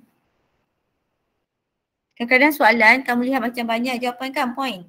Cuma 7 markah tu maksudnya kadang-kadang skema tu maksimum 7. Walaupun student jawab lebih dapat point 9, maksimum 7 dapatlah markah maksimum tu 7. Dapat full mark lah. Aish, So mana bagi boleh? je dah. Mana boleh? Macam mana? Kita dah jawab 9, dia akan bagi 7 juga. Sebab kat skema dia kata maksimum 7. So 7 je lah maksimum boleh dapat. Maksudnya kita pilih 7 betul je. Macam tu lah. Kalau misalnya student ada 9 betul kan, memang semua 9 point tu betul. Tapi dekat skema kata maksimum 7 markah. Dia dapat markah 7 je lah. Macam ni macam banyak sangat ni. 1, 2, 3, 4, 5, 6, 7, 8, 9, 10 je.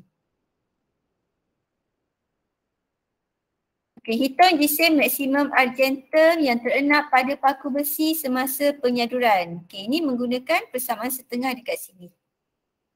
Okay, dan untuk kira jisim mesti ada bilangan mol. So kamu kena cari. Manja. Don't do that.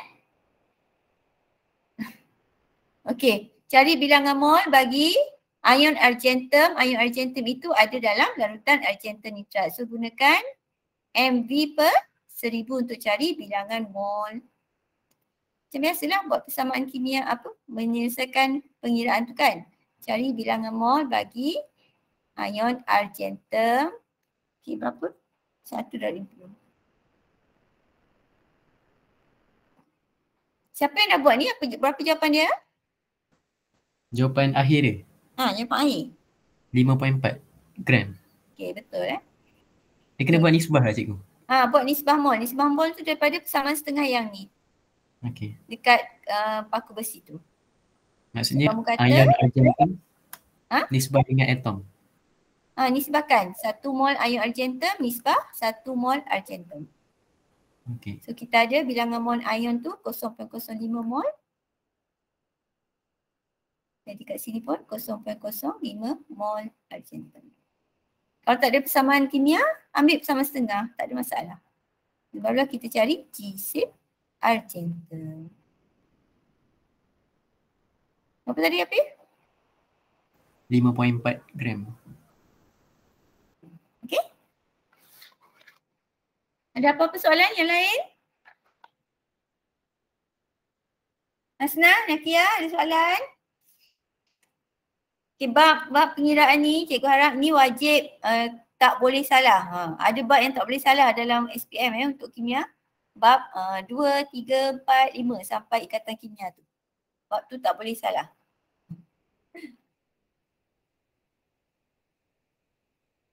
Okay, soalan C adalah penyesaran halogen daripada larutan halidanya.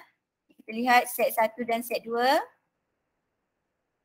Okay, set 1. Bromin bertindak balas dengan kalium iodida. Tindak balas ni berlaku ke tak?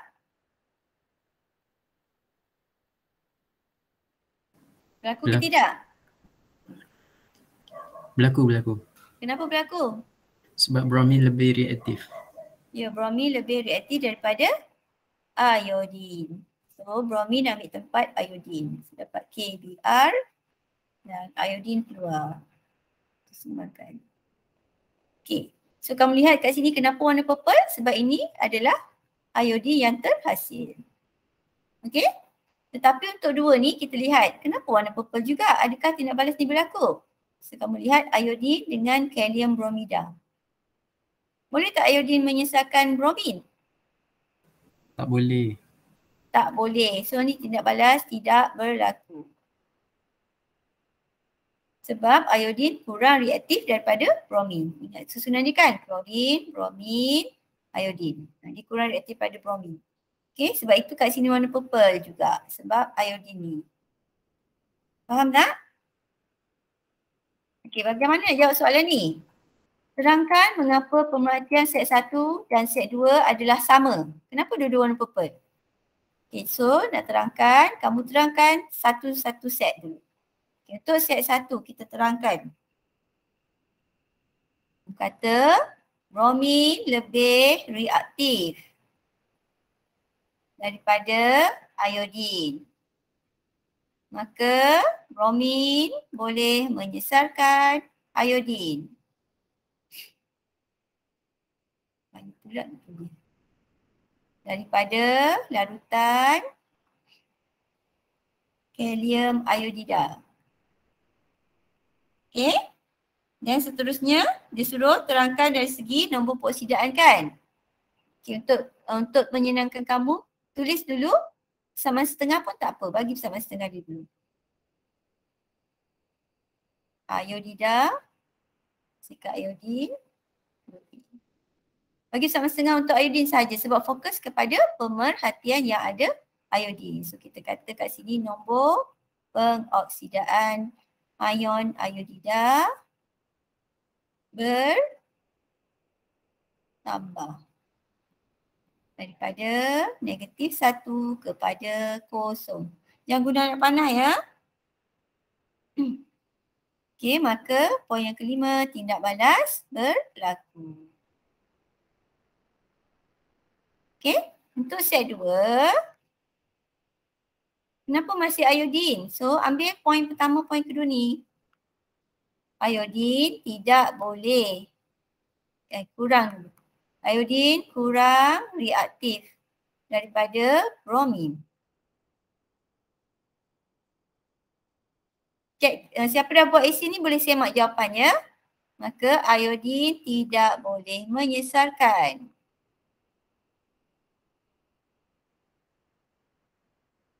Bromin daripada larutan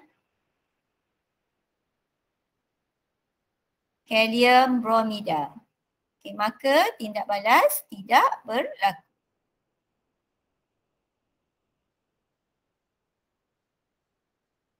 Okey, dapat berapa markah Hafiz? Dia dah buat tu. Saya yang ayat pertama tu kena buat juga. Ayat pertama mana? Yang set 1, nombor 1 tu. Set 1 ni? Oh ni set 1 ni tak ada markah. Ni. Tak ada markah pun. Cuma nak senangkan pemeriksa, kamu terangkan satu-satu set. Tak, maksud saya dekat set 1 tu, yang nombor 1 tu saya tak buat. Ayat nombor 1 tu. Oh, jadi kuranglah poin. Hilang satu markah. Macam tu. Bukan kalau kita tulis dah boleh menyesatkan memang dia lebih reaktif. Ke kena tulis juga?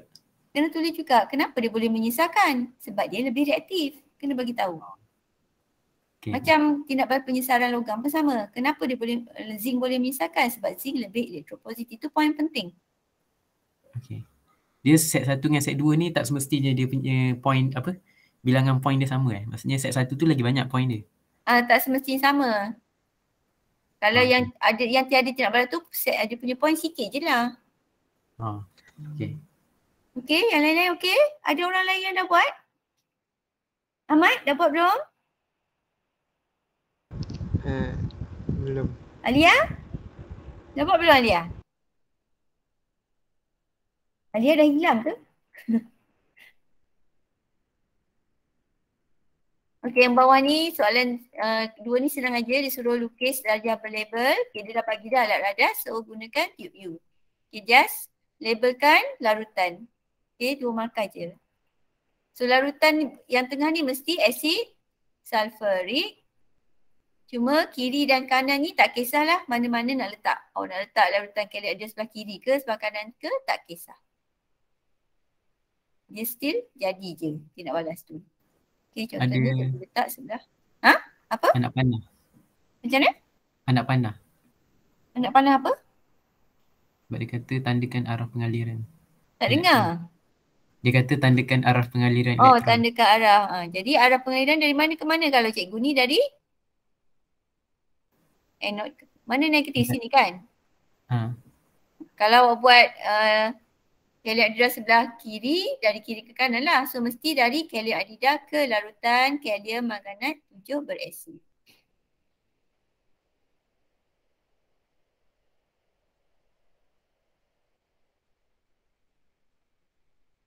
Okay?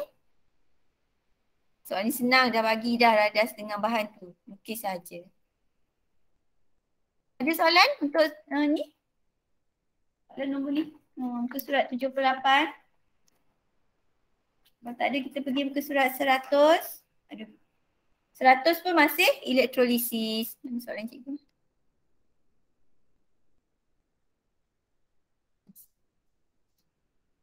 Okay. Dah banyak. Berapa soalan elektrolisis dah buat? Dah expert dah patutnya. Okay, di sini faktor apa ni? Untuk kedua-dua eksperimen. Ada faktor ke? Okay, eksperimen 1. Faktor apa? Ada faktor kepekatan ke dekat eksperimen 1?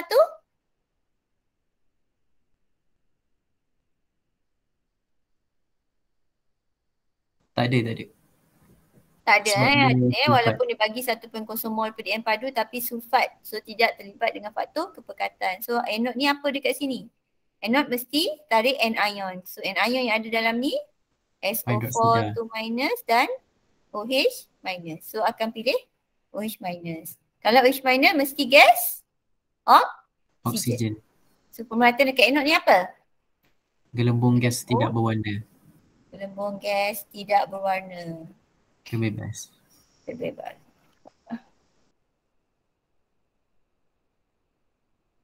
Okey, untuk eksperimen 2 menggunakan kuprum 2 klorida dan ini adalah pekat. So dia still tanya anode, jadi kita ada 2 Cl minus dan OH minus. So kita akan pilih ion klorida untuk dinyah cas sebab kepekatan ion klorida lebih tinggi berbanding ion hidroksida. Jadi apa pemerhatian dekat anode di sini? Kalau klorida mesti gas klorin. So gas klorin warna apa? Kuning, kehijauan. Kuning kehijauan. Terhasil. Terbebas dah. Kalau gas kita guna terbebas lah. Okay, so soalan bawah ni senang aja. Nyatakan cation. Dia nak cation sahaja. So apa cation dia? H plus, C2 plus. Nyatakan ni boleh bagi nama atau formula. Okay, nyatakan pemerhatian di anode dalam jadual 5. Dah jawab dah. Okay. Bagi kedua-dua tapi tulis kat bawah lah eksperimen 1. Cara jawab tu. Perbaiki. Eksperimen 1 apa? Eksperimen 2 apa? Dia punya pemerhatian. Okay. Okay, nyatakan nama gas terbebas di anode untuk eksperimen 1. Oksigen. Oksigen. Nyatakan ion yang dipilih untuk niah cas di anode untuk eksperimen 2. Ion apa? Ion klorida. Sebab apa ya? Kepekatan ion klorida lebih tinggi berbanding ion hidroksida. Kamu jangan cakap kepekatan ion klorida lebih pekat. Tak sedap lah. Ya? Guna lebih tinggi, lebih rendah.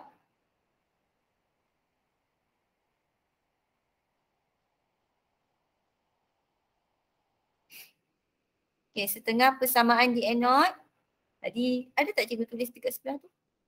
Sekarang pilih klorida kan? So setengah Cl minus menjadi Cl2. Betul Cikgu tersalah cakap ni. Nyatakan hasil? Senang je soalan. Gas klorin. Cuma kalau soalan elektrolisis ke sel kimia nak hasil, kamu kena dapatkan dulu persamaan setengah ni. Lebih mudah untuk tahu apa hasil dia, right? Cuma kalau dah mahir, daripada ion yang dinyah cas tu tahu dah apa hasil dia. Tak perlu tulis persamaan setengah pun tak apa.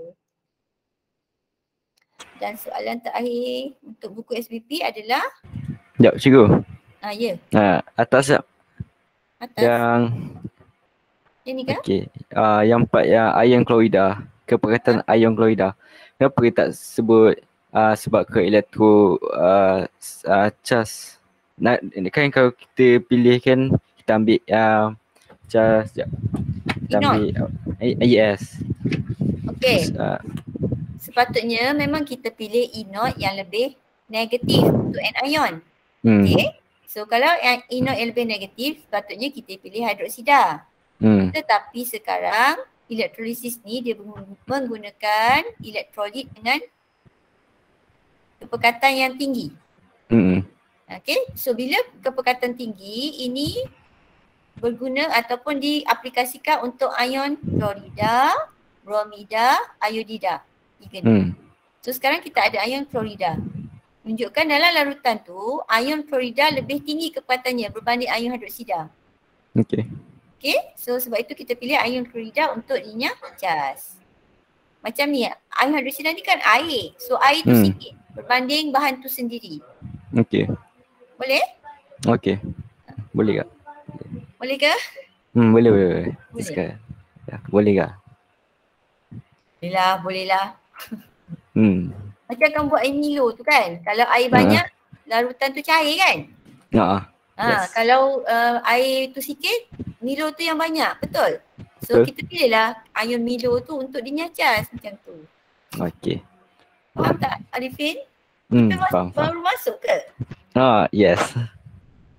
Arifin tidur Kelas. Ngaji. Kelas. Tak apa. Nanti cikgu rekodkan, korang boleh tengok balik. Okey, soalan ini adalah sel kimia ni dah. Berapa kali sel kimia dah ni? Tolong terang sekejap ni. Siapa nak terangkan ni? Ipin, cuba terangkan Ipin. Sama setengah dia. Afif. Cikgu conteng je kat sini. Pat. Kau buat belum? 9. Ini belum. Boleh tak? Afif lah. Afif. Apa? Afif. Bukan ni. Asyik Afif juga. Afif lah. Cikgu baru nak test orang lain. Afif tu dalam kelas dah terang dah hari tu. Ipin buat Ipin. Apa? Sama-sama. Ipin nak tu. Okey. Okey. Cuba. Ipin cubalah pula. Okey. Kalau kita tengok ajar 11 menunjukkan susunan ganda sebagai satu sel kimia. Okey. Kita ada elektrod zinc, elektrod kuprum, lautan zinc nitrat dengan lautan kuprum 2 nitrat. Okey. Jadi kalau kita lihat pada terus tengok soalan je. Soalan terus lah. Macam mana? Terus tengok soalan lah. Terus tak, cikgu nak kamu ni gambar ajar ni terangkan dulu mana terminal negatif positif. Okey. Macam mana setengah dia. Okey. Jadi terminal negatif positif negatif dia. Okey. Siapa jadi terminal negatif? Okay. Yang jadi terminal negatif adalah kuprum. Betul. Sekejap. Zinc. Yes. Zinc Elektrod Mana zinc. ni? Betul zinc? Zinc. Okay, kelas cuba tanya Arifin. Kenapa? Cikgu dah tanya. Kenapa zinc menjadi terminal negatif? Sebab kalau kita tengok dekat bahagian nilai keupayaan elektrod per sel di bahagian bawah tu, kalau kita tengok kuprum dia lebih elektropositif berbanding zinc. Tak nak guna elektropositif. Kita guna apa tadi? Nilai E0. Zinc lebih negatif. Okay? Macam ni nilai E0? Nilai keupayaan elektropiawai zinc lebih negatif. Ni nampak negatif? Okey, maka zinc menjadi terminal negatif. Manakala nilai E0 kuprum lebih positif. So kuprum menjadi terminal positif. Kamu ambil nilai E0 je. Itu sebab dia. Positif. Okey Yang guna lebih elektropositif tu tak nak. Okey. Jadi nilai E0 kuprum lebih positif sebab dia positif. Kalau zinc nilai zinc E0 lebih negatif. Dia jadi terminal negatif. Okey. Awak dah tahu satu tu negatif, satu lagi mestilah positif. Okey. Okey. So macam mana persamaan setengah dekat elektrod zinc? Okey. Jadi untuk persamaan setengah kat elektrod zinc, dia akan jadi zinc Zn2+. Siapa? Zn ke Zn2+? Okey, Zn. Atom zinc. Atom zinc. Apa Okey. dia buat? Dia akan mengalami pengoksidaan. Okey, mengalami peoksidaan. So atom Okey. zinc buat apa? Dia akan mendemakan. Okey, melepaskan elektron. Melepaskan Berapa? elektron sebanyak 2 elektron. So dia akan Membentuk zinc plus 2 elektron. membentuk ion zinc. Ion zinc. Yes. Ni nak buat ayat dalam essay macam mana ni? Atom zinc melepaskan 2 elektron, Melepaskan dua membentuk elektron. ion zinc. Bentuk ion zinc. Okey, boleh Alright. Okey, macam mana persamaan setengah dekat terminal negatif positif? Okey. Kalau persamaan setengah kat terminal positif pula. Okey. Jadi Cu2+. Ion Okey, kupron Cu2+, 2. ion kupron 2. Okey. Macam cakap dia tambah 2E. Dia cakap apa? Tambah 2 elektron. Menerima 2 elektron akan menjadi atom kupron. Atom kupron, bagus. Yes. Datang mana ion kupron 2 ni? Daripada larutan. Daripada So kat sini sebenarnya ada 2 cation ion. Pilih ion kupron 2 untuk linyah cas. Okey? Yang lain okey ke? Okey, so soalan dia kenal pasti terminal negatif positif, boleh dah jawab. Okey, negatif siapa? Zinc, positif. Zinc.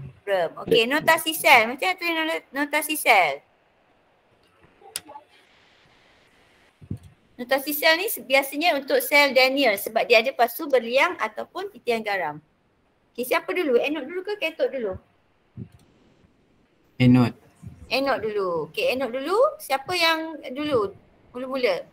Atom zinc. Elektrod zinc. So tuliskan dia adalah pepejal. Kemudian larutannya hanya ambil ion dia saja. Zn2+ ni adalah larutan aqueous. Dan 2 palang ni menunjukkan titian garam ataupun pasu berliang. Okey. Dan larutan dan dia punya katot iaitu kupron. Boleh Sekejap, saya tak faham. Macam ni notasi sel ni sebenarnya? Notasi sel ni dia mesti anode baru katot. Ni anode ni negatif, anode. Ini katot, positif. Tapi dia mula dengan elektrod. Ujung-ujung ni elektrod. Yang tengah ni adalah dia punya larutan aqueous yang kamu dia punya hasil ni. Larutan aqueous ni. Okey. Ni kan ambil gambar dia. Cikgu. Ya. Kalau tak tulis apa pepejal aqueous semua tu satu markah lah dapat. Kan apa? Setakat ni tak cakap apa-apa. Cuma kalau ikut persamaan kimia, kalau tak tulis keadaan ni tak apa. 2 markah ni sebelah anode dengan katot. Okay, jadi kalau kamu tak sure dia punya keadaan fizik ni yang dalam kurungan ni, tak payah tulis. Lebih selamat. Kalau tulis pastikan betul. Kalau Sama salah juga tak apa. persamaan kimia. Salah tak apa. Macam mana? Kalau tulis dia punya okey. Contoh kamu tulis macam ni je. Macam ni je kan kamu tulis? Ya? Boleh. Okey. Cuma Yang tengah-tengah ni kepekatan adalah larutannya ion dia. Okey. Ujung-ujung ni adalah dia punya elektrod. Kepekatan juga. Okey, Walton cell pula macam mana nak kira? Ni simbol dia apa? E0 cell. Macam nak kira? Siapa dulu? Kalau ni tadi anode baru katot, tapi yang ini terbalik. Katot tolak anode. Okey? Sebenarnya tak payah hafal. Kamu ambil nombor yang besar. Antara ni siapa yang besar? Kupum. 0.34 tolak Mesti tolak Okay, berapa jawapan? Sekejap. Okey, 1.1. Positif. Tulis tanda positif dia 1.1. Okey. Dan unit mesti ada Tanda positif negatif ni kena tulis okey. Alright. Sebab E-note dia mesti ada tanda positif atau negatif. Okay, yang bawah tu 5 markah. Macam mana nak jawab? Apa dah buat? Hafiz jawab macam mana Hafiz? Dia nak apa? Persidaan, penurunan, setengah persamaan. Senang aja. Bagi je lah semua. So, kamu kata persidaan berlaku di mana? Di zinc. Atom zinc. Zinc. Yes. Apa atom? Atom tu bila kita terangkan dari segi lepas elektron, terima elektron. Okay, then kamu bagi setengah persamaan dia. Okay, apa setengah tadi, kamu tuliskan balik. Lepas tu kalau ada conteng gambar dekat rajah tu, just ambil saja Okey. Okay, lepas tu dia nak apa? Penurunan pula. Penurunan berlaku di kuprum. kupra. Okay, dan masukkan setengah persamaan. CO2 plus. Okay, last dia nak persamaan ion. Macam mana persamaan ion ni? Cancelkan elektron. Itu salin. Okay, elektron dah sama. Kamu jangan cancel dalam jawapan kamu cancelkan Jangan. Nanti pemeriksa tu kata budak ni dah cancel elektron tu. Jadi tak dapat markah setengah persamaan. Jangan buat macam tu. Okay, cancel tu buat tempat lain. Tak pun dalam kepala je. Okay.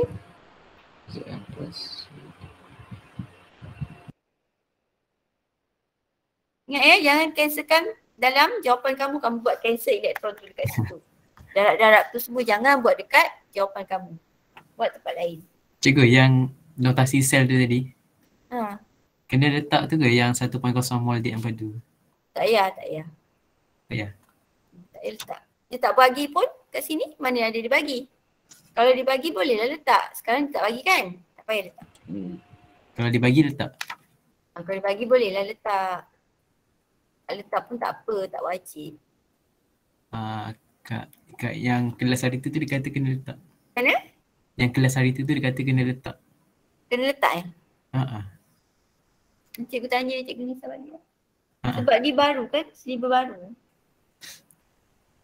So kalau cikgu Nisa kata boleh letak, better letak lah. Cuma kadang-kadang dalam SPM dia ada, apa cakap? Pemurnian. Macam tu. Tapi kalau notasi tu berapa markah selalunya cikgu? Cikgu biasa tengok 1 markah je. Kat sini 2 markah. Maksudnya kalau salah satu salah semua. Sebab je senang je. Kenapa nak 2 markah? Ni silibus sebab baru kan, jadi cikgu pun nak jawab sebab tak pernah keluar soalan SPM untuk soalan ni sebab untuk kamu first time ada. Macam E-note tu pun first time baru ada dalam KSSM.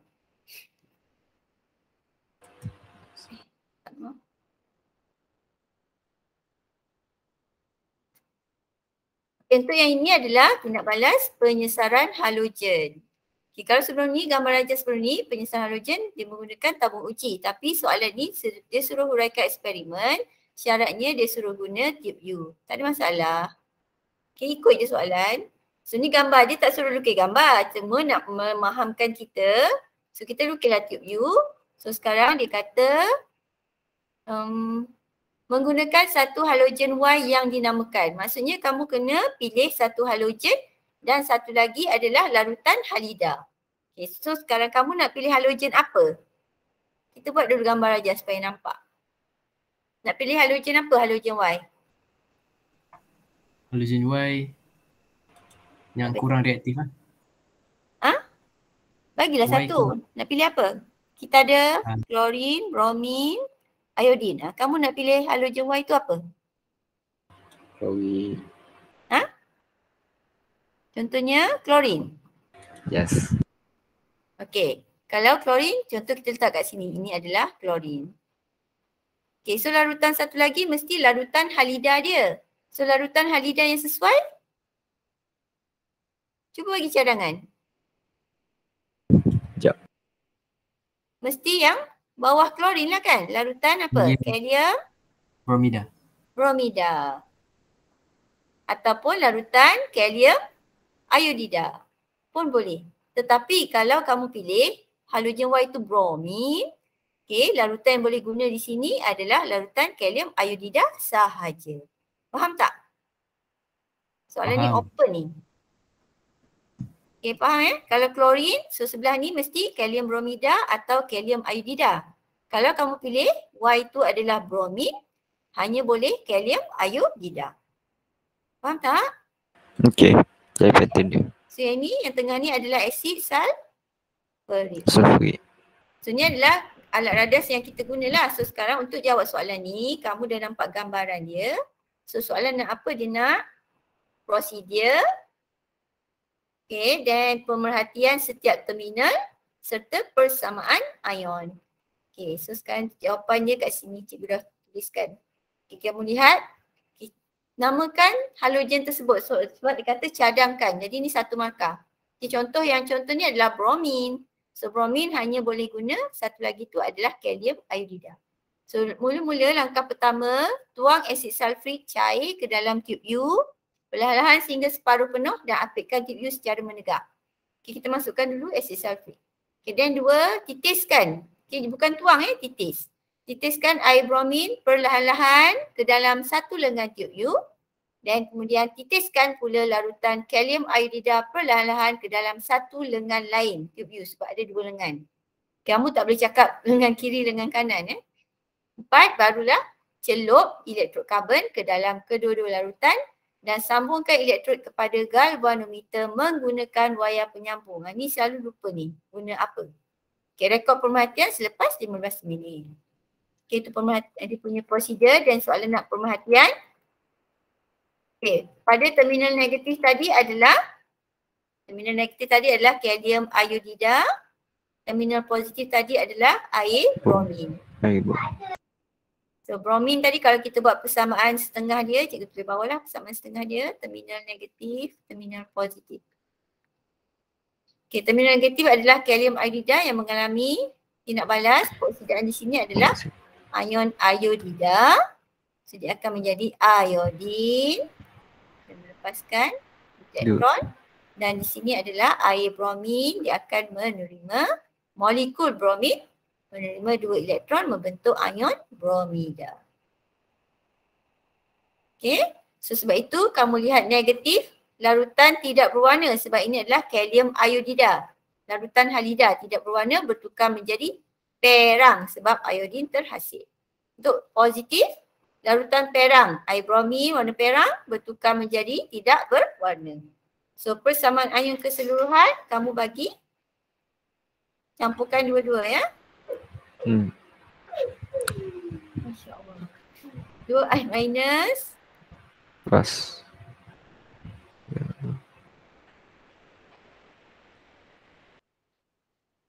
Okay. Kalau kamu bagi persamaan setengah ni tak ada masalah. Cuma markah adalah dekat sini. Okay, markah 2 ni tak ada sebab dia tak minta. Tapi untuk kamu nak fahamkan dan dapatkan jawapan, bagi je satu-satu. Cikgu, boleh tengok dekat prosedur dia? Prosedur. Yang Ni? Yang perlahan tu kena ke? Dalam setiap ayat tu perlahan tu kena? Sebab bila titiskan mesti ada perkataan perlahan. Saya buat yang titiskan air bromin tu, saya buat masukkan 2 CM padu air bromin. Tak boleh. Kalau masuk nanti dia bercampur. Kan kita tak nak dia bercampur. Kamu tuang je dalam asid sulfurik nanti bila tuang terus larutan tu bercampur. So kena titis lah. Tak payah bagi. Kena titis. Perlahan sebab kita nak separatekan larutan-larutan ni. Yang 2 CM padu tu tak payah lah? Tak payah. Lepas tu yang kalau rekod pemerhatian tu, dalam kalau saya ikut buku teks dia kata lepas 30 minit ke sama ni? Berapa minit? 30 minit. Boleh. 15 hingga 30. Okay. Yang diterima. Tak ada masalah. Saya rasa saya salah lah prosedur ni semua. Macam mana? Salah lah prosedur saya. Sebab Dalam saya buat prosedur kat sini je lah. masukkan. Macam ujian cincin perang tu kan. Yang last SSR paper cut tu kita mesti guna perkataan apa? Titiskan. SSR paper cut perlahan-lahan.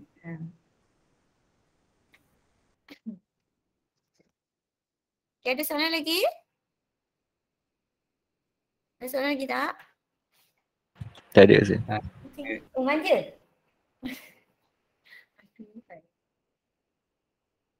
Boleh cikgu sambung sikit lagi? Boleh. Soalan ni dapat ke? Cikgu bincang je lah ya. Okay. Cube U ni dah bincang tadi. Cuma yang sebelah ni saja. Okay. Set 1 ni adalah tube U. So kamu dah pandai dah kan. Air-bromid adalah ejen pengoksidaan. So dia mengalami penurunan. Jadi sebelah sini ferrum sulfat mengalami pengoksidaan. So dia akan lepaskan elektron. So ferrum 2 akan menjadi ferrum 3 untuk set 1.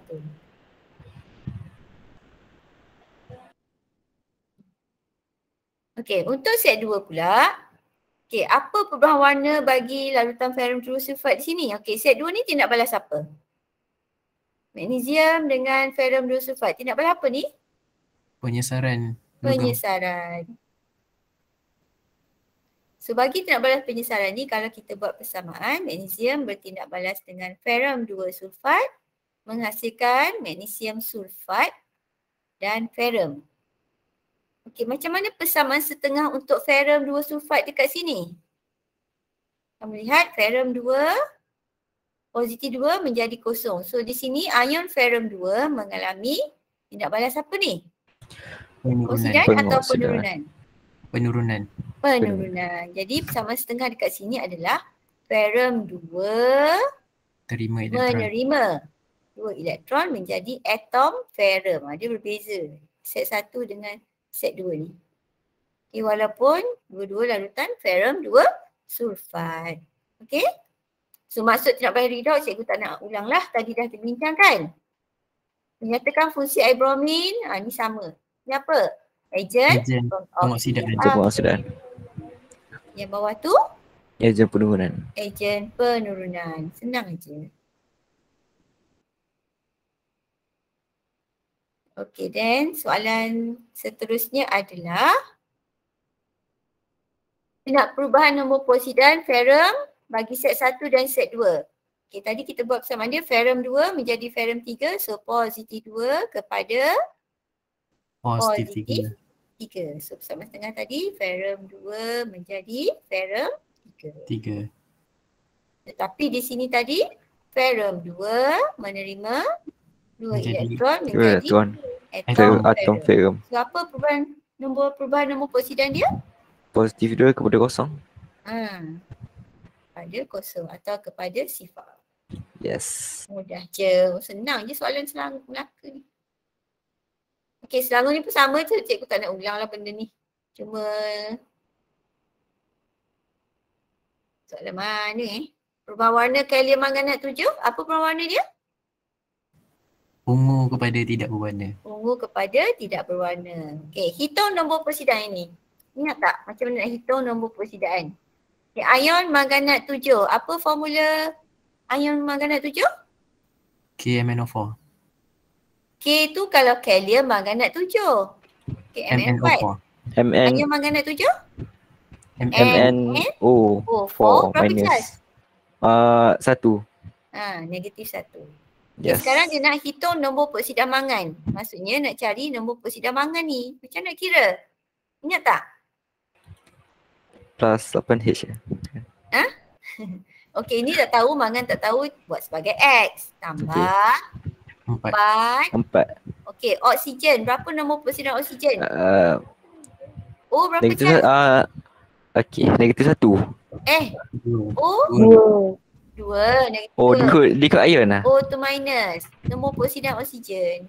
O tu minus kan? Okey. Sama dengan Negatif jumlah 1. keseluruhan negatif 1. Negatif Negatif 1. 1 daripada mana ni? Selesaikan. Berapa X?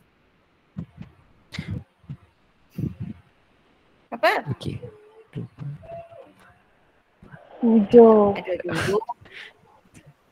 7. 7. 7 tu positif ke negatif? Positif 7. Positif. Kalau nombor Positif. posian mesti letak positif. Okay, kalau sebenarnya 7 tu kamu lihat kenapa ada 7 kat sini? Sebab nombor poksidan mangan ni adalah positif 7. Sebab tu mesti kita tulis 7 Romani. Maksud cas mangan tu positif 7 lah. Mangan ni dia punya nombor poksidan berbeza-beza. Okay. Okay.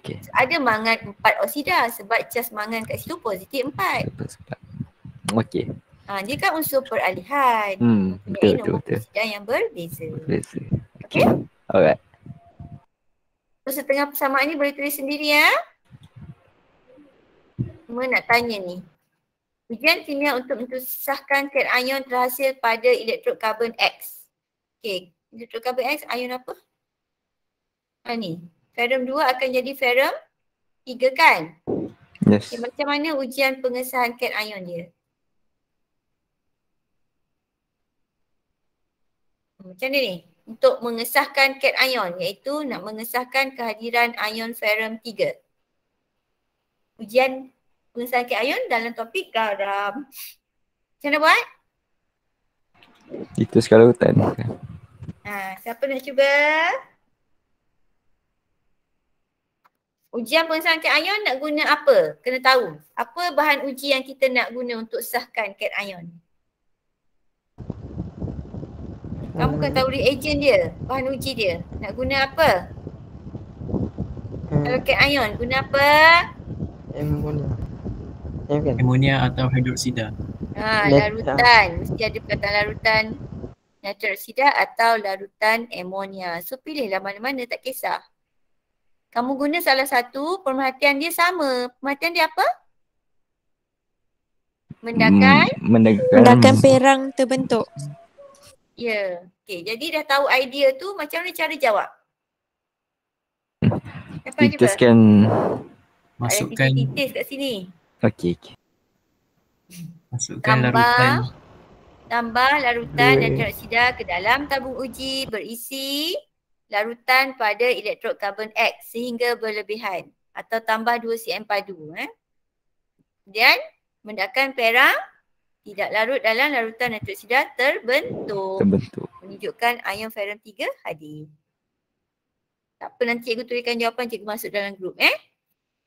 Cara jawab. Okay? Alright. Okay, bahan lain yang boleh menggantikan ferrum 2 sulfat. Ferrum 2 sulfat ni larutan ferrum 2 klorida. Larutan ferrum 2 klorida. Okay, betul? Lagi? Selain yang ada ferrum? Larutan yang tak nak ada ferrum. Cikgu tak nak ada ferrum 2. Larutan apa lagi? Yang boleh mengalami poksidaan. Air bromin? Air bromin tu ejen poksidaan. Dia mengalami penurunan. Yang ni mesti mengalami poksidaan kan? Larutan kalium bromida. Larutan kalium iodida. Boleh? Boleh. Okay tak kelas? Are you okay? Okay, so sebenarnya habis dah ulang kaji untuk keseimbangan redox. Selepas ni nanti kamu cari soalan-soalan topik redox lagi atau nanti kita buat soalan trial. InsyaAllah soalan redox kamu dah boleh buat lah. Okay.